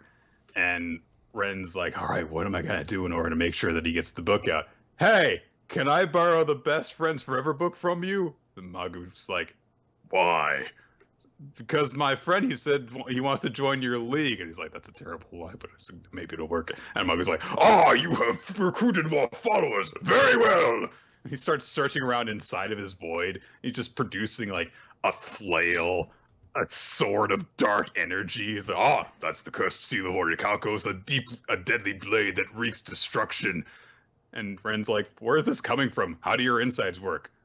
Perhaps the substantial offerings I received the other day have warped my internal cavity. So Ren's like, give me the book, I gotta get the book. And he just shoves his head inside of Magu, and Naputaku sees this from outside, and it looks like he's eating Ren's head, of course. And there's apparently, basically, the universe from Toriko is inside the void inside of Magu. So there's like a giant bull's head over there. There's a coffin over there. There is a broken TARDIS over there. I don't know. So Magu somehow appears inside of there as well. He's like, oh yes, this is my void. And Ren's like, how are you inside your own insides? I'd explain, but a lowly human such as you could never understand. Works for me. Eventually, he wriggles off of Ren's head, and the Best Friends book comes out. And so Ren's like, I'm not, all right, well, I guess I got it. So he goes outside, and he's like, all right, once we burn this, Ruru will be free of him. But then he sees, some of the cutesy decals on it that say, like, thanks for coming to my house. Let's keep being friends. And he feels a little bad. Naputaku shows up with his hermit crabs, and he's like, now hand over the book to my minions so they can burn it. And Ren says, no, this isn't a grimoire. It's just a Best Friends Forever book. And I might hate that kind of destruction. He might be dangerous. But as far as Ruru is concerned, he's a friend. In fact, he's family. And Ruru needs him in her life. So as much as I hate to admit it. So Naputaku says, I don't give a shit about that. Give me the book. Give me the book. Give me the book. Give me the book. Give me the book. So he's like, you lowly humans are all the same. How dare you underestimate me? Fine, I'll burn you along with that cursed book. Minions, incinerate that follower of Magu-chan, that worthless piece of garbage. And so the crabs kind of all have a little moment where they're like thinking, a follower of Magu. And I remember Naputaku's name was written in the book. Worthless, how he was just sitting by doing nothing. garbage. How he was diving in the garbage pail earlier. And so they go pick up Napataku, and they carry him over to the burning garbage can, and they throw him inside, and he burns in it. And that's basically the end. Except that there's one last little bit where Ryu shows back up, and he's like, and she says, "Did something happen while I was gone, Magu-chan?" Not a thing. Okay. So like I said, it's probably the worst chapter of Magu-chan so far. I still really liked it. So it's fun. That's all I really had to say. Yeah, it's fun.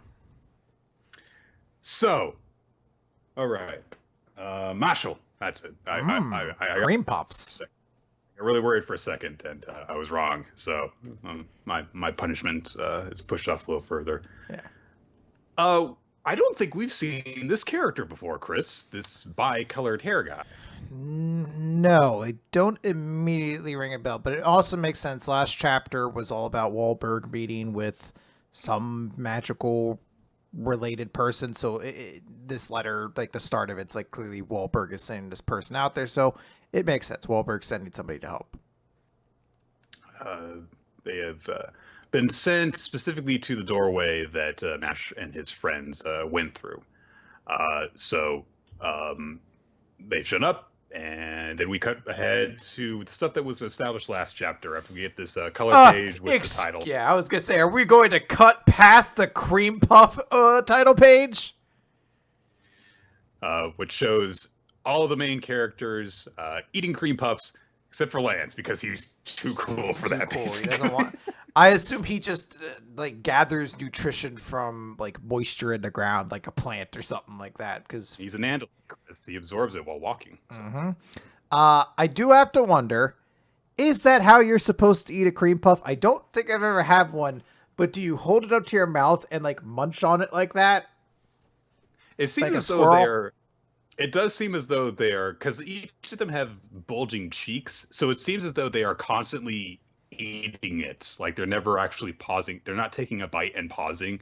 They're just kind of going and constantly shoving it into their mouth. So I don't know. Maybe they just all really love cream puffs, Chris. I mean, who doesn't? Everyone loves cream puffs. Let's be honest.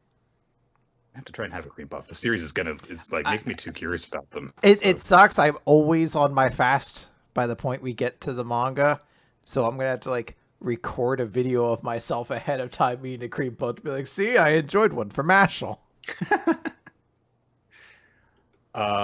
We cut over to where Lance is going to have his fight with this guy. He introduced himself. Whew. Well, this is a name, Chris. Verth Model. Mm-hmm. The Third Fang. Let's call him the Third Fang. So, Sunglasses Guy, the Third Fang, is like does the thing that he kind of did last chapter, where he's like, "Oh, let's see if you're worth my disappointment by saying if you prove a waste of my time, you're gonna pay for it." Lance responds by casting a spell first and asking questions later. He tries to gravitate the guy into the ground, but he immediately splatters into mud as soon as this happens, and then emerges from a puddle of mud behind Lance. Oh, Nick, you can't say puddle of mud. Come on. Now I have to remember the one Puddle of Mud song. Everything's so blurry, and everyone's so fake. If you take away the pain, and you shove it in my face, the pain you gave to me. Anyway. All right, now we can continue with the podcast. You can't say Puddle of Mud and not reference the one song they do. He pops up. That'd be like me being like, Nick, this was a real hoopastank, and then I had to stop to be like, oh, what's that? I've been crawling in the dark, searching for the answer. Is there something more than what I've been handed? I've been crawling in the dark, looking for the answer. It's the one good hoopastank song, Chris. You don't like the reason? And the reason is, yeah. Oh, yeah, it's awful, but, you know, I figure a lot of the music from that time was pretty awful. I used to like more Hoobastank than I do now, but I still like Crawling in the Dark. So, anyway, my computer just turned on. So, the Third Fang emerges from the mud pool. There you go. Along with a bunch of mud clones of some sort, and they all rush towards Lance, and he just like grab y'all, splatters them all into mud. But when they're splattered into mud, a spike emerges from one of them, and Lance realizes, oh damn, I'm not gonna get anywhere by crushing these mud clones. I have to crush the real one. Well, that's fine. I'll just attack the entire field at once. That doesn't work anyway. Third Fang Sunglasses guy just emerges behind him again, points his wand and declares, burst. And Lance is like, nothing happened. Oh, there's mud on my legs. Oh! And then he starts getting pelted by mud balls, which has a chance to lower accuracy, if I remember correctly. It's just using all of the annoying but not very strong ground type moves. Yep, he uses minimize shot. Afterwards, sandstorm. That one doesn't have lyrics, so you just kind of have to do a little bit of it. Oh, you do the raptor. This is a real dance, Nick. There's a bug in here, and you know how I get when a bug appears in my zone. Oh, I know. We all heard that snuff film that happened a couple weeks ago. This one's a flyer, though, so I might have more difficulty getting it. Anyway, so Lance is getting pelted by mud balls. And Sunglasses guy starts mocking him, saying, oh, well, the Crown family's renowned for its gravity magic. You come from a good bloodline. Why are you an Adler? Your talent's wasted there. You should join Magu-chan.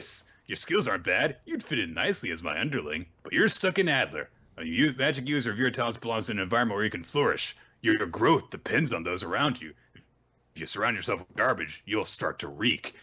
And Lance is like, what do you mean? So he's like, do you really need me to spell it out for you? I mean, I guess you were just doing a poor job of it before. You were clearly spelling it out for him by saying that. But he says, those Adlers are trash. You'll rot too if you stay with them. People are supposed to be surrounded by their equals. Hang around with the dregs, and you sink to their level. Being a Magu-chan is amazing. We get better education, potions, and tools. Our environment is designed to bring out the best in top-tier magic users. So Lance says, so your environment makes you strong? When you are driven by real convictions as I am, the environment doesn't matter. I am an Avenger, and it's the most Sasuke thing that I think he's ever said. Yeah. So he's like, oh, was that too difficult to grasp? All right, let me spell it out for you. To me, you are second rate. Oh no, Chris, we referenced another song. We've got to try and remember how that one Jafar song from the terrible Aladdin movie goes. I don't know if I've seen it, Nick. You're only second rate. Oh no! I have to go to like the direct-to-DVD collection of Disney. VHS. This was like 1993 when this shit came out. Nick, they never made a Kingdom Hearts world about that movie. How am I supposed to know what happens? That's how I know about most movies I haven't seen. There was a Kingdom Hearts world to explain it. So so Sunglasses guy bursts out laughing over this. Basically, he's like, oh, "All right, you don't know what you're up against. Clearly." Lance uses Graviole again, but this time instead of sending him into the ground, he launches the guy into the wall. He goes splat again, but Sunglasses guy's like, "It doesn't make a difference. I just absorb the shock by creating a muddy environment beyond the wall." And we see that he's actually inside the wall beyond, swimming around in it. And so he's like, yeah, so, this gravity magic can't get me. It needs the impact of a solid surface, and I'm impervious as long as he doesn't figure this trick out. And then a rock flies past his face. And then more rocks fly past him and start to actually cut up part of his body. And he realizes, oh, he's shooting rock fragments into the mud. So he dives out of the wall and realizes, oh, Lance saw through my defense from the start. And he's breathing heavily and looking very nervous now. And Lance says, the better environment, the stronger the mage, you said. Based on your logic, it appears my environment is the superior one. Oh. That's the end of the chapter. The fight's not over. So there could still be a twist to this. This is the longest fight, I think, that we've had in Mashle so far, unless you count the multiple levels of that one involving Doubt and Mash against the metal guy. So, yeah, I like it. I think it's a pretty fun chapter. Lance is a pretty cool character, so I definitely enjoyed having some more focus on him, and really dig it. Really digged it. Much better than having a full Doubt chapter. So. Uh-huh. Okay, Let's move on to me and Roboco. Chapter 3, her and Roboco. Chris, something amazing happened in this chapter. What's that, For Nick? about 2 pages, I was like, "Oh, this could be good." And then I was disappointed. But I had hope for a little bit. We get this really weird cover page, which is basically a scene from Hajime no Ippo, except with all Robocos as the boxer and the trainers and the coach and the audience.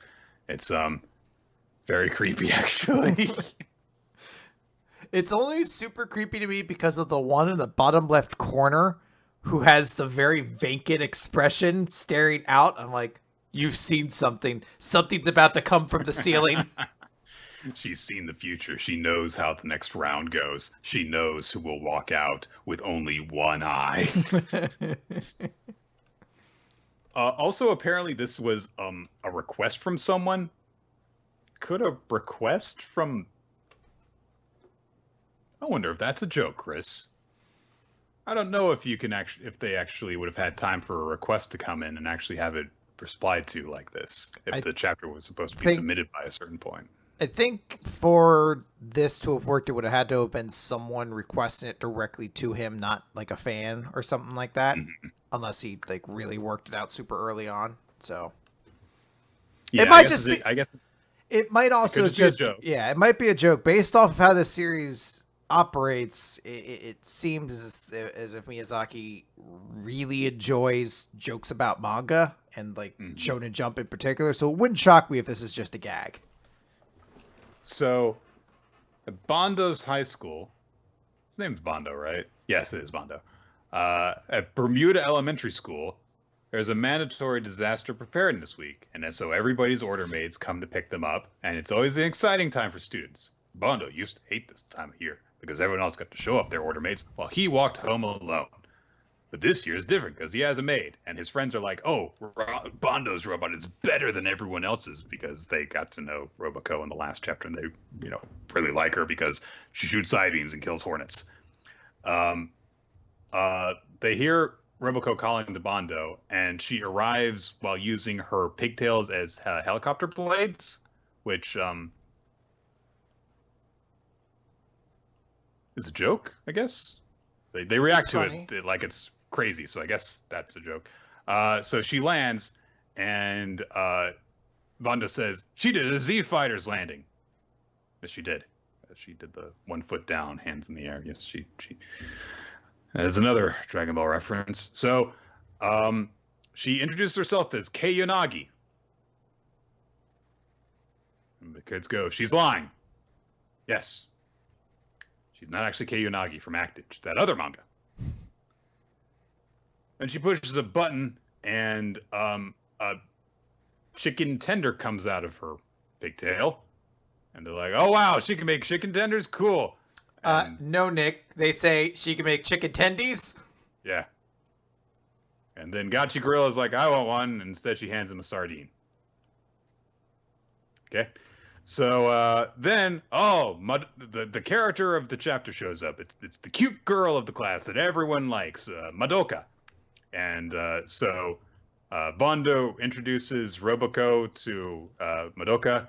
I don't know if this joke has been going on in previous chapters, but every single time that Roboco's underwear is exposed, there's a different joke on it. Yeah, so they've always been a different gag. Okay, so Madoka's like, "Oh, I want to play with Roboco then. If you so how about I come over to your house?" And so Bondo's like, "Oh my god, the girl everyone's got a crush on is coming to my house, yay!"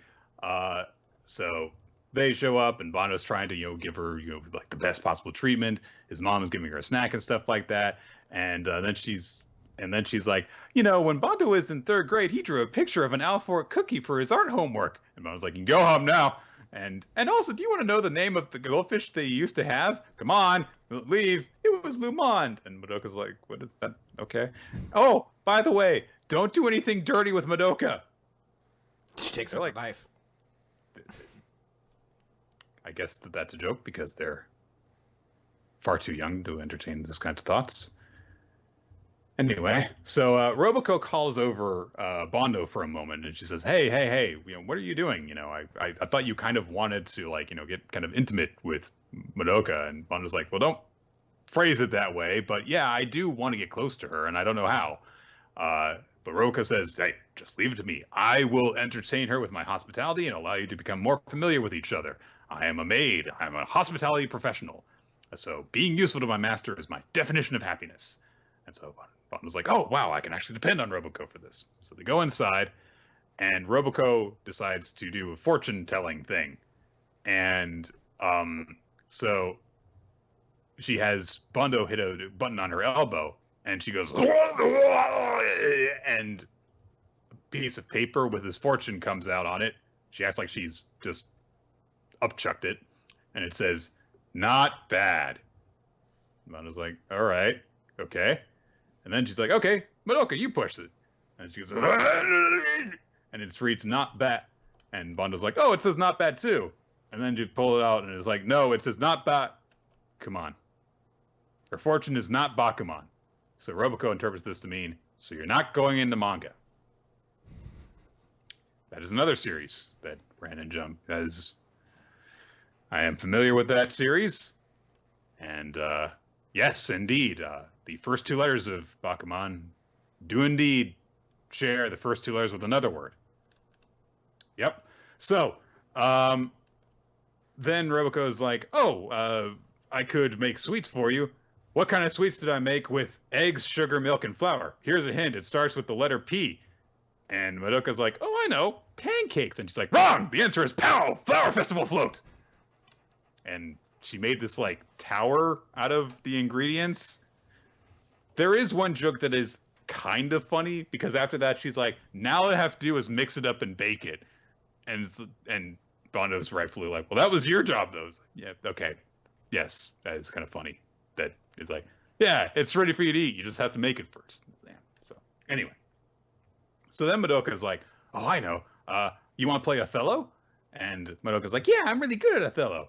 And Roboco starts to warn Bondo about something. But Bondo's like, No, I've got this. I'm pretty solid at Othello, see? So all I gotta do is make sure that she wins, but have it be a close game so that she has a good time. And then, happy end.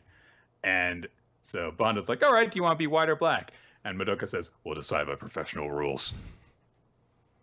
And Roboco realizes something is going on as she watches them. And then 5 minutes later, I don't know how you win a game of Othello like this, but I have to learn how. But she whooped his fucking ass, basically. There are two places left to put pieces, and Madoka has almost all the pieces except one. And so Bondo's like, "Is it even possible to lose this badly, or is it just what happened?" And then it cuts over to Madoka, and she looks like a character from Akagi. And she's like, "I bit my finger on this next move." And Roboco has realized that Madoka's secret. She says, "I never imagined Mad could be this young. 2 years ago, there was a legendary player who rose to the top of the online rankings in every board game, chess, Go, shogi, and then vanished undefeated. The queen of board games, Mad." And Madoka goes, "That name sure takes me back. My personality would change when I played, so my mom made me quit." And Roboco says, "As a fellow player, I would like to challenge you to a game of shogi." And then she's like, "Bring it on." So this was the moment, Chris, where I was like, "Oh, this could actually be kind of interesting. This character who seems, to be, just very generically cute, and every guy likes her. And then it turns out she's viciously competitive, and I can just see, she gets crazy about all these board games and stuff." And then they decide to make more Roboco jokes.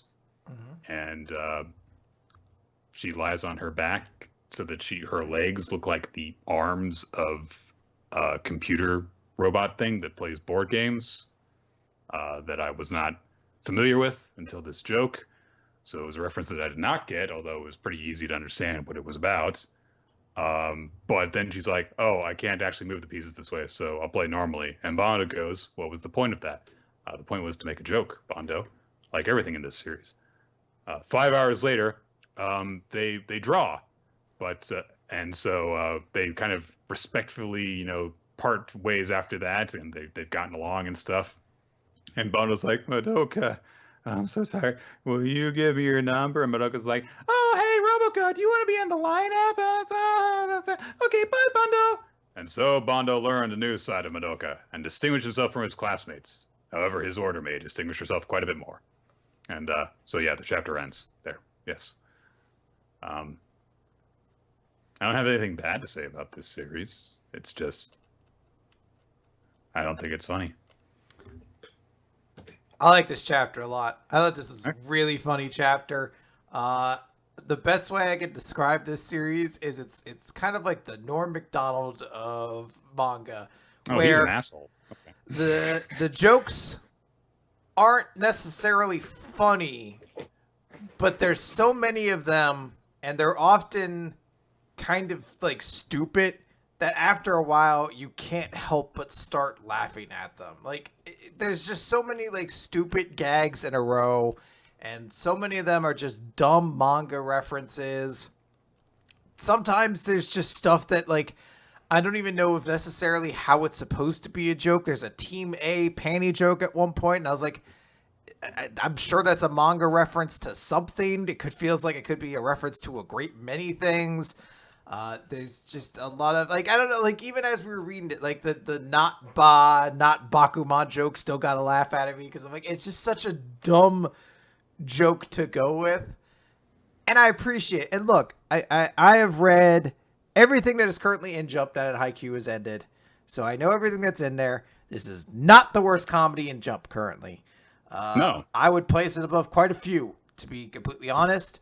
It is easily better than Hardboiled Cop and Dolphin, yes. For example. Or A Gravity Boy's recent chapter was about a backstory of Baba, where there was a giant school-wide battle to shove broccoli up other characters' assholes. Cool. This is a multi-chapter arc that they are currently on right now. So I enjoy me and Roboco. Okay. That said, I do not want it in the recap because we have already established we're barely keeping Magu-chan on. That series is just a pin pull away from being gone and replaced. And I feel like I wouldn't want to do that with Roboco as well. Like we've already established that comedy series take a little bit more for us to really get into. So even though I enjoy this series and I am kind of looking forward to continuing to read it, I do not think it'd be good for the recap. No, it would be a bunch of me going like, well, there was a joke here. Yep. I guess. So I'm not even like mad about the jokes or anything. It's like, there was a joke. All right. Yeah, I agree. I really literally just don't think that I have anything to add to it, and I wouldn't be having a good time like I do with Magu. So, yeah. Yep. All right, let us move on now to Time Paradox Ghostwriter, Chapter 10, Itsuki Aino. Does it even get to 17 chapters, Nick? I don't know. This is either we are in prologue part 2, or this series is in a sprint to see if it can be done within like 15, 16 chapters. It definitely seems like the latter to me. That said, I quite liked this chapter. I think that this was the first good chapter of Time Paradox Ghostwriter in quite a while. It helps that since the pilot. I was gonna say, it helps that 90% of it isn't Teppei being like, I'm a fraud, and it's like about another character who kind of has an interesting world to explore. Yes. So, of course, we only know about Aino specifically through Teppei's eyes. So this is about her, just about her. So we see that Itsuki, when she was a kid, she met this older guy who was just hanging out in a park somewhere, and he just had a bunch of manga, like every Jump issue, going all the way back to the first one. And we get a narration from Itsuki saying, I don't really remember much about how we first met, but the mysterious old man had all those issues, and for some reason just waited in this lonely park every day looking for buyers. And at that time, sitting next to him was the only place I had, so she would just hang out with him and read these issues of Jump. And he would occasionally talk to her and be like, oh, yeah, I like this one. And he told me that once he was a mangaka, but now he's retired. And one day I said, I'm going to be a mangaka, and I'm going to draw a great manga and entertain everybody around the world. And then finally, I'll be She kind of trails off, and the guy looks at her looking kind of worried, and she narrates, "He just stared at me. It was like he'd remembered something very important that he forgot, like he had a sudden epiphany. And the old guy, who is totally not old future Teppei going back to the past or something along those lines, says, to tell you the truth, I wanted to do the same thing, to draw a manga that all of humanity could enjoy, but it never quite worked out. Despite that, I've had a very happy life. And I hope you find a way to draw whatever you want and enjoy doing it." And at one point, he just stopped chewing up. And he left a note for her saying, "Dear Itsuki, like you, I've decided to embark upon a new chapter in my life. I'm leaving my entire collection to you. This toy, which is a Mirai the robot, like the one that melted into Teppei's refrigerator, microwave, is very precious to me too. I hope you'll keep it around as a good luck charm." And so we see Itsuki growing up through the years in her room, surrounded by her collection of Jump, which ended up growing, of course, over time, and also working on her manga, getting more and more into it, pages of discarded drawings and stuff. And then she eventually came to a point where she was like, "I did it. This will work. I'm sure of it. Now everyone will."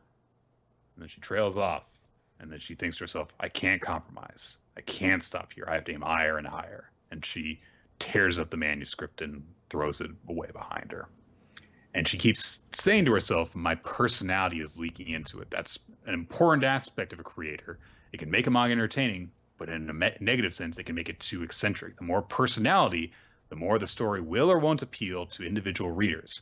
If it's possible to create the ultimate manga that all of humanity can enjoy, it must be without personality, but still be the most entertaining thing in the world.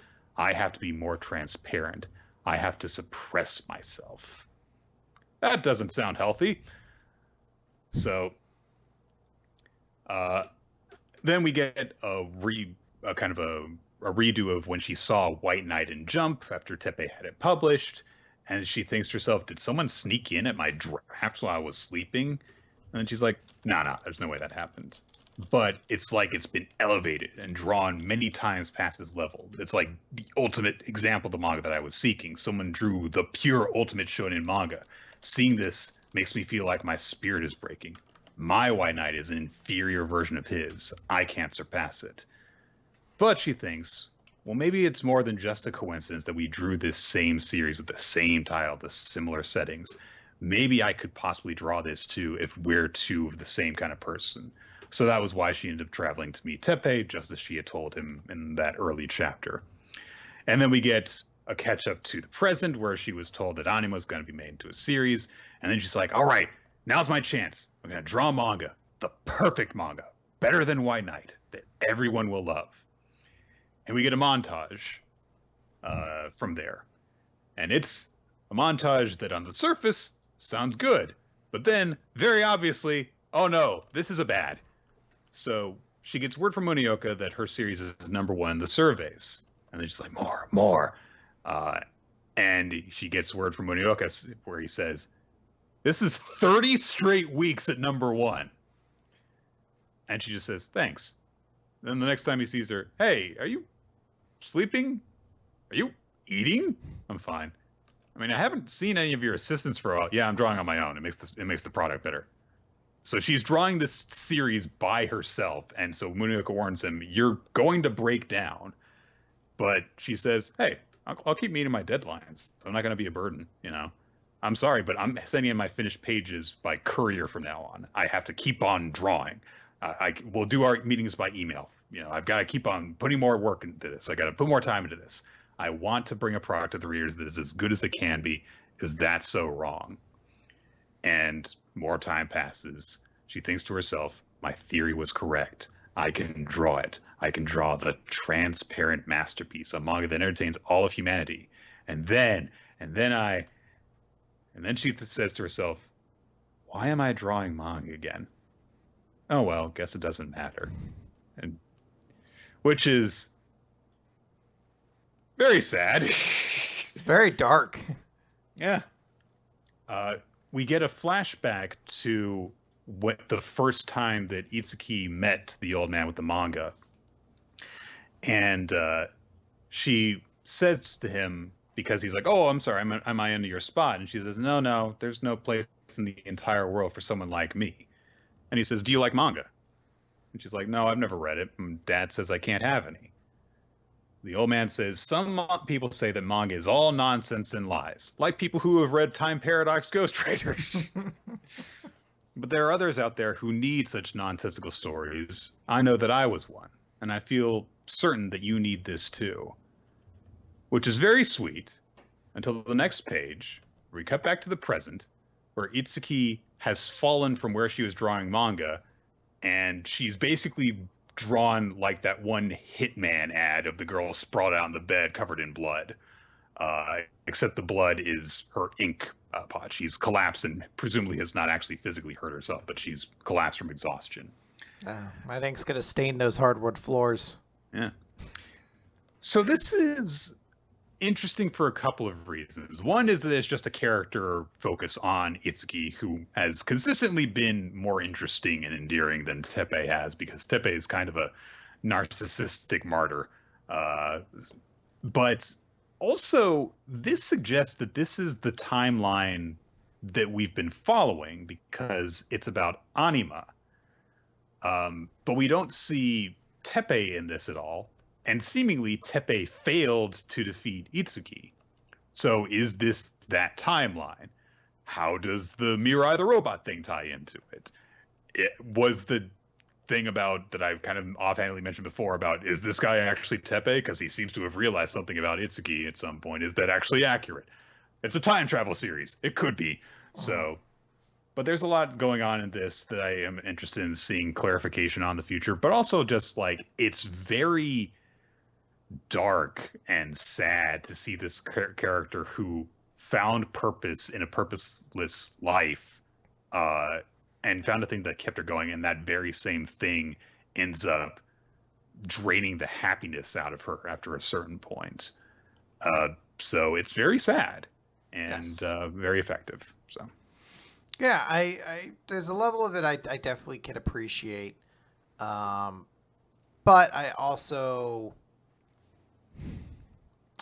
at the same time, I'm worried because it does feel like the series is ending, and I love the art style, but I do think it's a little, I don't know what the word I want to use. I'm going to use douchey in place of something else to express the idea that I know is pushing herself to the extreme, but you still draw her as beautiful as ever. It's very weird. I'm like, what? I'm like, that doesn't really blend in a way. That's why I specifically called back to that one Hitman advertisement, because it was so controversial to, all right, this girl's dead because you killed her, but she's still so beautiful. So so what we're gonna see, it definitely, I mean, Time Paradox hasn't been doing amazing in the rankings, but I mean, the narrative of the story would almost suggest that it's perfectly fine for this to be a series that only runs 16 chapters and is just a small blip in a small story in Jump, because it doesn't matter if it's the best series in Jump. That's ultimately not what's important. It's about making somebody laugh or making somebody cry or making somebody feel something, and that should be enough. So, I don't know. It is odd, and I'm not. Yeah, if it only lasts that long and it is not an incredibly successful series, then I don't think that we're ever really going to find out if it was intended to be that way. But it could be. I mean, we read Jocko on this show, and we know that that was intended to always be a short series. According to stuff that Kubo has said, when Burn the Witch comes out in Jump, it's going to be a short series. So it is possible that this was always intended to be a limited series to tell a short story about this. Yeah. But I guess we'll find out. So exactly. All right, Nick, let's move on to We Never Learn. Question 167, A Pizza Bet Equals Sleeping Beauty of the Literary Force, Part 8. So Ogata made her big thing saying, like, all right, you got to go out. You know, sometimes friends go onto the battlefield of love and they battle. And Firmino was like, all right, I'm going to go have to do battle. And she says, you know, all this time I've been lying to you. And Ogata's like, yep, you and I both, Firmino. So Firmino, you know, runs off, and Ogata just kind of continues a monologue out loud to herself about, like, yeah, the way that sane people do. She's like, honestly, I didn't want you to join the battle because I've been watching you this entire time, showing her from different angles, kind of spying on the two of them. And she's like, yeah, it's very obvious to me that you're the winner, essentially. She doesn't say that, but, she trails off, but she's pretty clear. She's like, yep, I knew you were the girl in this timeline. So it's kind of depressing that the way that Ogata ended up with the Yuiga in one of these storylines was just by separating him from everyone else so that he had no choice but her. Pretty much. So Firmino shows up to Aruka and it's like, hey, the truth deep down is I can't support you with all my heart because I have feelings. I can't turn a blind eye to it. Aruka's like, yep, I understand. And besides, it was kind of stupid obvious. Every time you run away like that, it seems pretty obvious that you have feelings. But what Mina doesn't realize is that every time she ran away from the two of them, she was like, I'm in love with you again.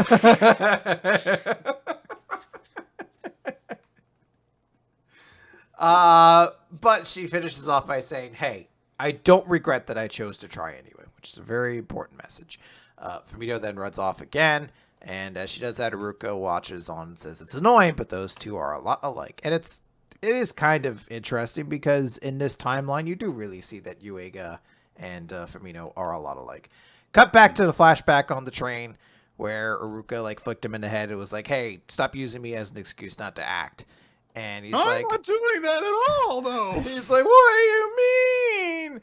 And she's like, you haven't told yourself I don't deserve my own happiness after hurting Aruka.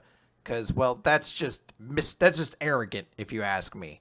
I don't need anyone feeling sorry for me just because I was rejected, all right? And she's like, I don't regret falling in love with you, so stop making lame excuses. Man up. And she gives him a bump on the chest. And Aruka's the best. She is. We cut to Yuiga, and he's sitting on a hill on an open field, and he's like, well, thanks, Aruka, but I don't know if I can man up. I really wish he did air quotes, man up, as they say, but I'll do what I just can. Just like all the cool cats say, Daddy-o. Wet toast now. Gotta go. I always try to remember what the fuck Ted Danson says in the one Good Place joke where it's a long stream jazz thing when Eleanor's like, wait a minute. Yeah, she's like, wait a minute, this is the bad place. He's like, oh, we're red crackers now there, Daddy-o snap or something like that. I'm always like, is that even jazz lingo or did they just make up words? But yeah, Yuiga is just like, oh, well, I can't believe I did all that. Thinking about how he ran up to Fumito's dad and was like, give her a message for me. And he's like, oh, now that I think about it, I don't even know if she'll know where to go. And Fumito's like, oh, I knew because it's the first place you ever brought me on a date. So they're there, and they're both adorably awkward, where they're like, oh no, I'm sorry, hey, the North Star, you know the North Star? Stars! It is such a great, have you ever heard this interesting fact about the North Star? And it actually is an interesting fact. I hadn't fully grasped before that the North Star always changes. They're for periods before it was a star in the Draco constellation. Now it's Polaris at the Ursa Major, and in 3,000 years, it's going to be another star within Alpha Centauri. Alpha Cephei is going to be the name of it. I don't know why I'm focusing on that. This is a very minor point in the whole chapter. Well, it is cool, and it shows oh right, Fumito knows a lot about this stuff. Yeah, so. And Yuiga's like, wow, is that true? I didn't really know that. And it's a good way to break the ice. So she's like, hey. Well, when I wound up with Ogata in that one timeline, she'd learned nothing about literature.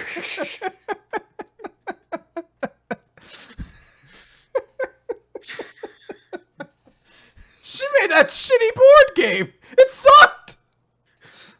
Oh my god, is that gonna be? We're gonna need to eventually, when this is all over, have a scoring system for each of these endings. Did the character grow as a character?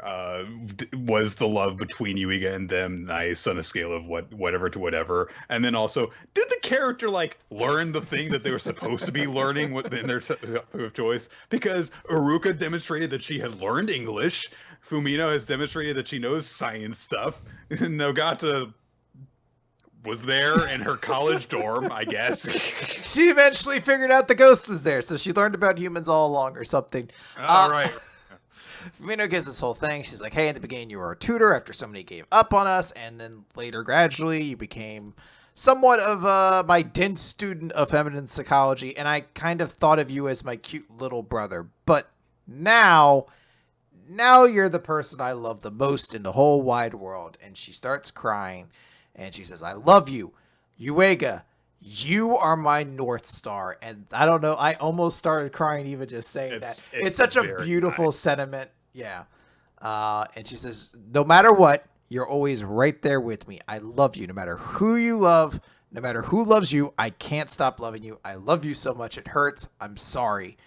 And he says, I've been thinking and thinking about how I want to repay you on White Day. What would make you happiest?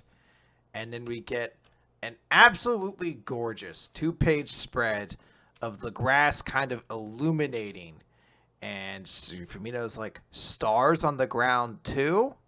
And he says, yeah, you said you love stars, so my idea is to give you both the sky and the earth covered in stars. Yuiga, how have you never been on a date before? I don't. Jesus Christ. He's so good at it. He's so good at it.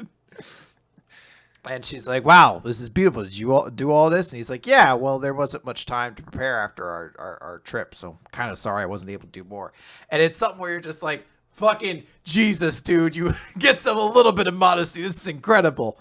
And he just says, I love you, Furuhashi. I love you, your maturity, your kindness, and your loneliness. How you get carried away when you talk about stars, how fierce you are when you get angry. I love everything about you.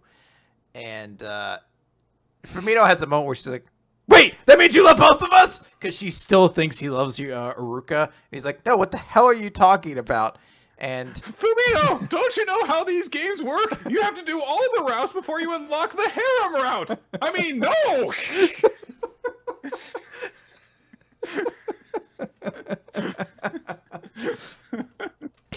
It's the idea that he ruins the moment like that. And then he plays. No, I have to load my save file. And then he plays enough of the games to know how he's played enough harem games to know how they work. He's secretly, oh gosh, what's his name? The guy from Who the World Ends With You? Not The World Ends With You. Was that the world? The World God Only Knows, or something like that. Yes, that was it. Yeah, I know what you're talking about. I don't remember his name. Firmino falls to the ground. She's like, oh my God, are you okay? She's like, yeah, my knees just went weak. It's like a dream. I was able to bear my feelings to the person I love, and he said, I love you back. It's almost like an astronomical miracle.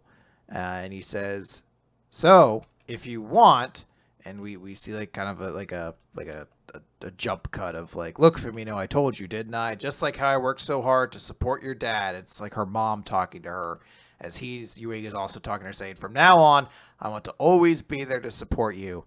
And her mother was saying, someday you'll meet someone wonderful too. And Firmino responds, yes, I've met him, mother. And that's a promise. That's how the chapter ends. Yeah. So next chapter will be the final chapter of this little arc. We'll get our resolution to everything. And then I believe we're moving into the Yashumi arc after that. I believe so, yes. And we end with the Kirisu arc. This was very sweet and very romantic, even without them really doing much physical. They just kind of hold hands at the end and hug. No kissing.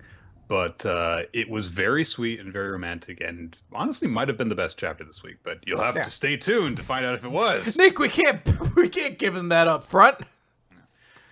Dr. Stone! Time to get stoned. Z equals 159. Lock on. Wait a minute. That series ended 10 years ago. It was very short. So, Zeno warns Stan that Taiju is a decoy. The scientist is actually Senku. So Stan's like, all right, which one's Dr. Senku, the real target? And he's still got his sniper rifle. So Zeno does something. Zeno's like, science! And he's like, all right, there was that one voice we heard over the radio that sounded like a scientist. And I know that I remember the boy back then, and I remember that personality, and I've recorded all of these communications, so if I just listen back to it, then I can tell which voice is Senku's. So fucking, I love that Nagaki will always have this ability to be like, I'm going to take something mildly true and just push it to the nth degree. You're like, I'm going to listen to this voice and know exactly how tall this person is. That's how good at science I am. Can't you tell? I crossed my fingers. That gives me super math ability. So he listens to it and he's like, with this, I can estimate his height. Based off of how his voice sounds, you can tell how long the throat is, and thereby how tall someone is, basically. And also he bases that on the fact that they did meet that one time. So he's like, he might have grown, he hasn't shrunk. Fair enough. So he's like, he'll be 5'7" or 8, 19 years old, and male. And Stan's like, okay, that's all I need. And he scopes around the audience, and he's like, all right, Luna's there. I can use her as my yardstick, and immediately tell how tall they are. And there are 3 people who fit the parameters. Ryusui at that moment, of course, is when he's like, there's a sniper over there, so find cover, hide. Luna is like, oh no, what? They figured it out? So she glances in a panic over towards Stan, and he's like, you idiot, don't look this way or get... No, do look this way. In the midst of the chaos, the fact that they're amateurs works to my benefit. Their sharp-minded science leader is one of these 3, and this will smoke him out. And sure enough, he looks between the 3 targets that he saw before. 2 of them are in a panic, and only Senku looks exactly where Luna is looking. And so, of course, Stan goes, hello, Senku Ishigami. And he takes aim, and he's getting ready to fire. And Stan thinks as Senku's looking to hide, he's using geometric principles to find the optimal point to escape my line of sight. Not bad. But that just tells me right where you are and where you're going. And so he fires, or he doesn't fire, but he says, Zeno, last chance. Are you sure you want him dead? And Zeno has, a sequence of flashbacks, thinking about the times that they can communicate with Senku. And he, as understood, my science will allow me to rule the world. If we were to team up, our dominance will be assured. But a future Senku would never accept that, because he remembers, what Senku did with his life before that point, going to Africa to research viruses and stuff. And so he thinks for a second, and then he goes, yes, do it. And there's just a 2-page spread for him to declare this. Basically because this is like the one point where it's like, by the way, guys, this is the villain. He's the villain. He's the villain of the arc. So we get another 2-page spread for Stan firing his sniper rifle, which looks awesome because Jesus, that thing explodes out of the barrel of his gun. It flies towards Senku, and in a flash, he thinks like, okay, potato starch, kudzu power for the softer. Okay, it doesn't matter.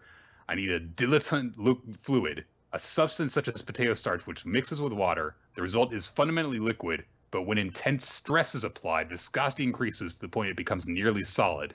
The concept has been researched for bulletproof vests, though such designs were never put into practice. Maybe this will work. The bullet hits the bag that he has put in front of his body. The impact causes the bullet to shatter, and then the fragments of the bullet continue onward through the bag, seemingly tearing into Senku's torso. And that is where the chapter ends. So, this was a fucking intense chapter with some really cool visuals. It's a great chapter. Again, I'm always all about absurdity jump, and just the idea that Zeno's like, wait, hold on. I can figure out who Senku is just by listening to a recording of his voice and figuring out how tall he is and giving all that information. And again, just keeping up the tension after last week. The uncertainty of, did Senku just get shot a bunch of times? Because I still don't think there's like a real doctor around. So who knows? Maybe they're going to have to go into a portion of this without Senku around. I mean, there's a lot of possibility here, and I really enjoy it. Mission Yozakura family. I'm trying to even remember what happens as well. Oh, yeah, okay, never mind. Mission 44. Aim for the suite room. Tayo's undercover as a bellhop at a fancy hotel because he knows that Kawashita, the doctor from that one hospital, is now hanging out at the hotel. He helps a woman to regain control of her leopard pet. It's probably a leopard. Anyway, it's a cat. It pees on Tayo afterward because that's funny. I guess. I don't know. I don't know what's funny anymore, Chris. Yeah, I've read too much Bone Collection to know what is and is not funny. Okay, it's drained the humor from my system. we get a flashback giving some background of like why Ty's at the hotel. I told you why he's at the hotel. He's not allowed at the floor where he needs to be, though, even as a quote unquote staff member at the hotel. When he tries to go up there, a boxing glove that extends outward punches him into the wall, which is an interesting security system to have. It's a good thing that it knew exactly how tall he was. Maybe it heard his voice, Chris. Maybe it's. So they tell him, like, yeah, you're not allowed to go up there. Are you new here? Yeah, come on. So only like VIPs are allowed up there, and there's like facial recognition software. So yeah, some upper class guy gets escorted up to a higher floor. And again, there was one joke in this that was just kind of like a super obvious "this is what this character is" joke that did get a chuckle out of me, because the guy goes, "Ha! Hurrah for the upper class!" He just, "I belong to the 1%." That's it. It's very nice to be rich. So Tayo's like, "All right, well, I'll scale from the outside then." Said a guy is upset with his wife for having another man in there, and she's like, "Well, you were seeing another woman out there too." Rich people, am I right, Chris? They're always cheating on each other. Yeah. So Tayo is the window shatters when he throws something, and so he falls down and falls directly into the swimming pool down below. And they're like, okay. Then Tayo spots the leopard that he helped the woman with before, and he's like, ah. And we cut to that suite he's trying to get into where Kawashita is talking with a very tall man with weird eyes. And then Kawashita's like, "I brought you the latest sample." Yep. Then Tayo shows up. He's disguised as the cat, which seems like it should have been really played up.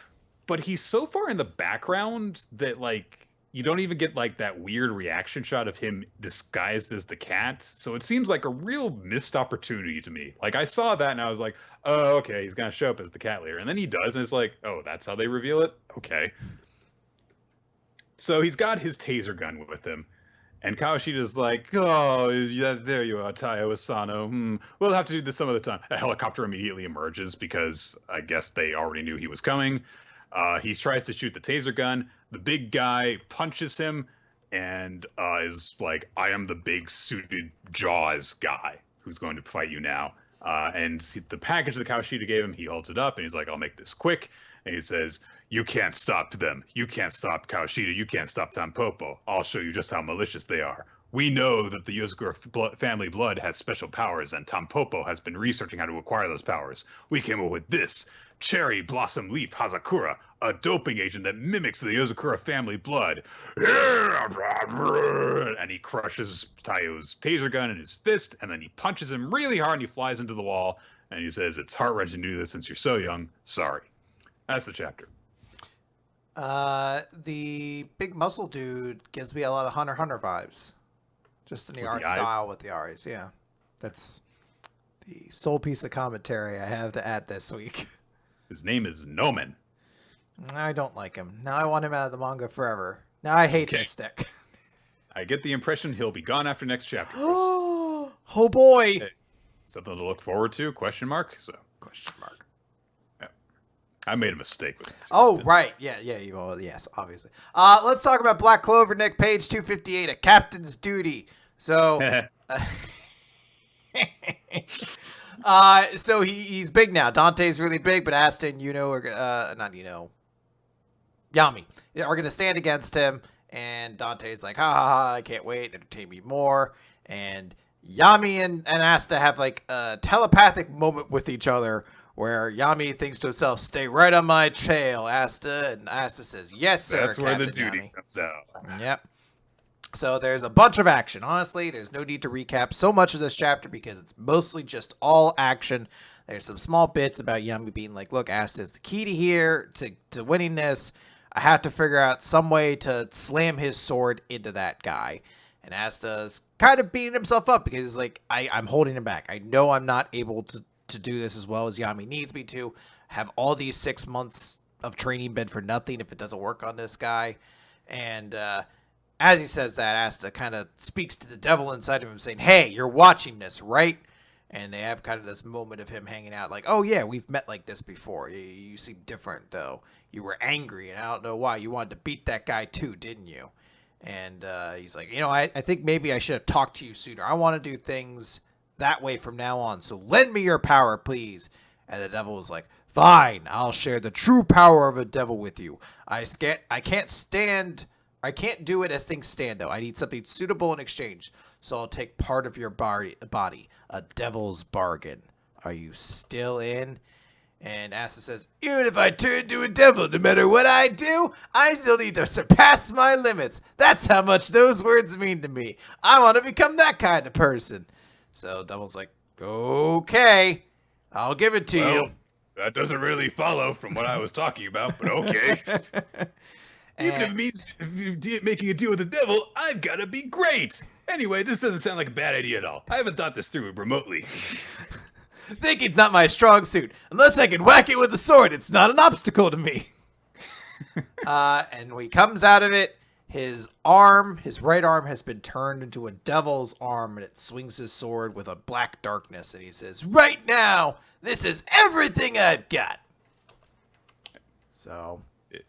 It's an action chapter.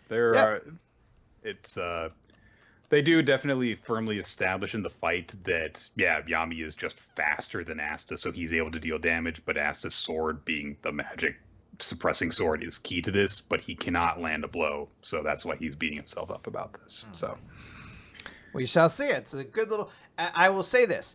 It is very, very nice to feel like Black Clover is pacing itself better. I have enjoyed this sequence of chapters because it doesn't feel like they've rushed to resolve it in a single chapter like Black Clover tends to do. So yeah, like Black Clover did very recently with all those one-off villains who ended up being entirely pointless. So, yes. All right, let's conclude then with One Piece, chapter 985, New Onigashima okay.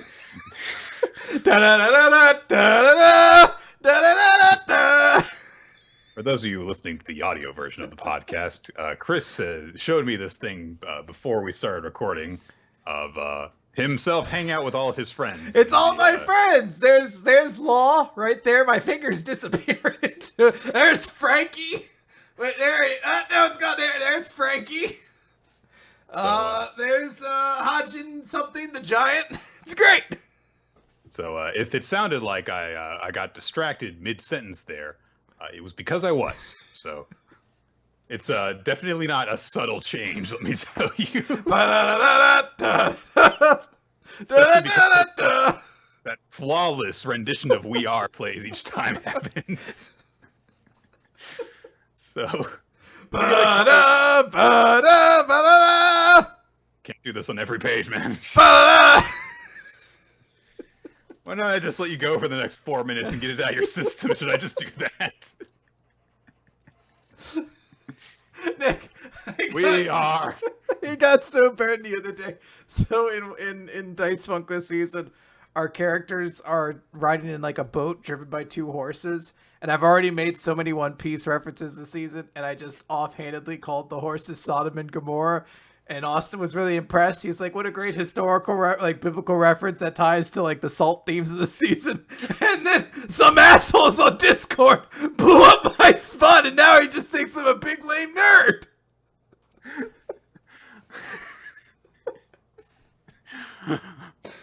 What, just some people were just like, I bet Chris got that from One Piece. Yes, apparently! Because he called me out on it this week.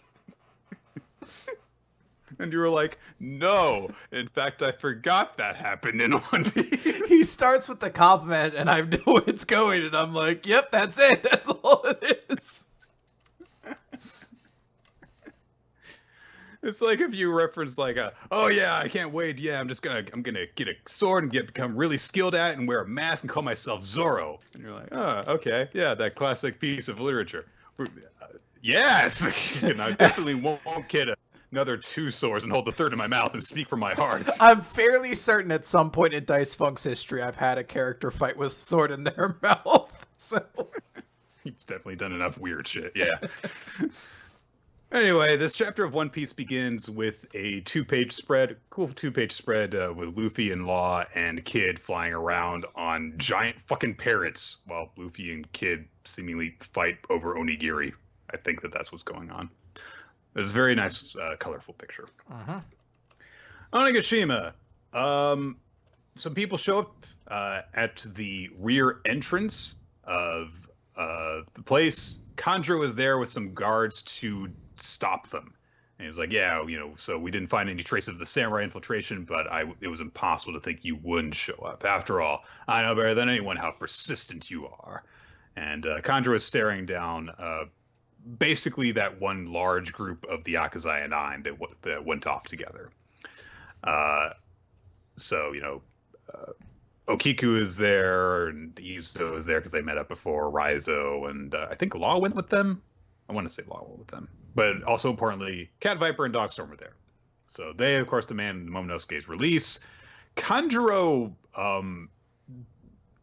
just goes over like, yeah, that kid got a knife and he cut himself free from the ropes and he sliced my palm a bit. So I beat the shit out of him.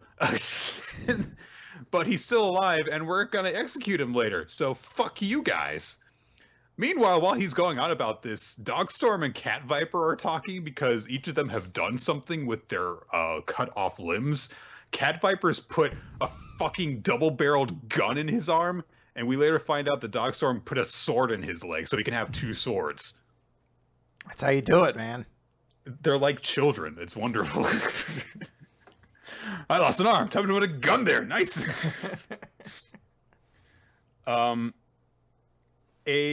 Another samurai steps forward as Kiku introduces herself as Kiku Nojo of the Fallen Snow in full fucking samurai armor. Looking fucking awesome. As they declare, the wounds this one's katana leaves do not vanish in the afterlife. Like snow that remains into the spring, they will continue to torment your soul for eternity. Well, okay, that's terrifying, guys. Also, way more badass than like that one bit in Suicide Squad, where like you're like, by the way, this is Katana. If she kills you with that sword, it'll suck out your soul. So don't let her do that. All right, that's a nice introduction for you to just randomly say about your. Yeah. Oh man, it's one of those lines that kind of like lives on in infamy forever. Just the exposition line. Like someone wrote this line, someone filmed this line. Someone edited this line, and at no point during that process was someone like, this line's really bad. There has to be a better way to show this element. Do you think the director in that scene was trying to say like, no, more explainy? I mean, it was Drew Goddard, I think, was the director for that movie, wasn't he? I think so.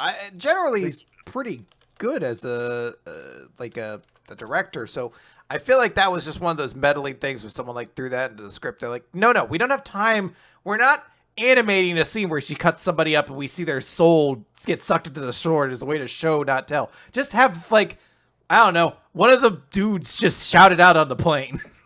Like, okay. Sorry, David Ayer. That was it. David Ayer, not Drew Goddard. Anyway, Kanjuro and the other guards clash with the samurai. They start fighting. We get to see Dogstorm's sword leg. We cut to inside the castle where Yamato is talking with Luffy. And Yamato says, well, speaking as Kazuki Oden, the proper logic says that as Ace's brother, you should give me a ride on your ship. And Luffy's like, well, hold on a second. Kazuki Oden was a guy that everyone loved, so you can't be Oden.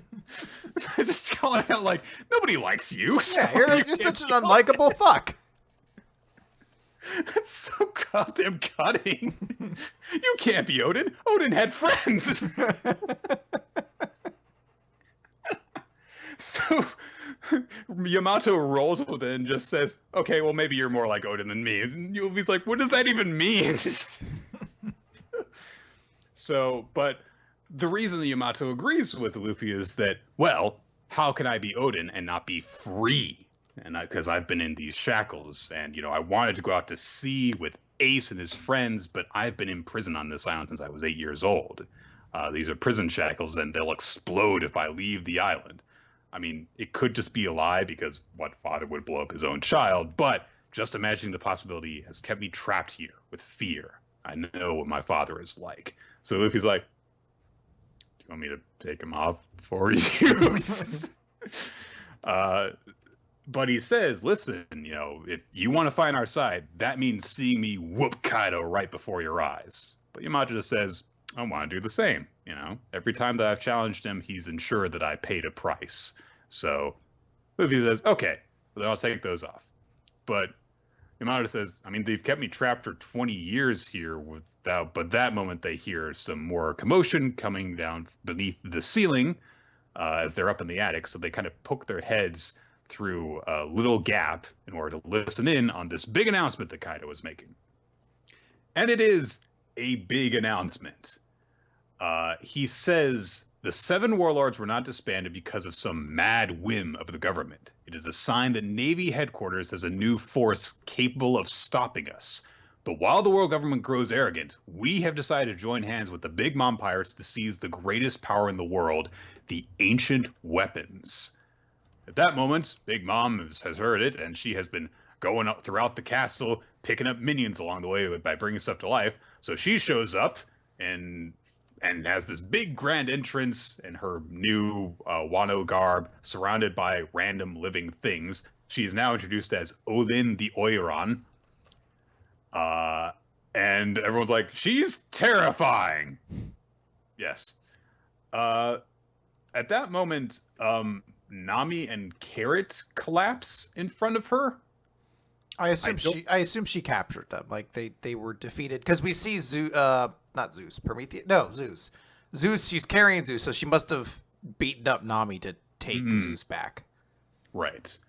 So it's very much kind of a throwaway thing that happens. It's just this one small panel where they drop and Robin goes, "Oh no, Nami!" So yeah. So Kaido kind of scolds Big Mom a little bit for taking so long to show up, but then he says, "Listen up. We're putting our weight into the piracy business. At long last, we're going to claim the One Piece." And all it's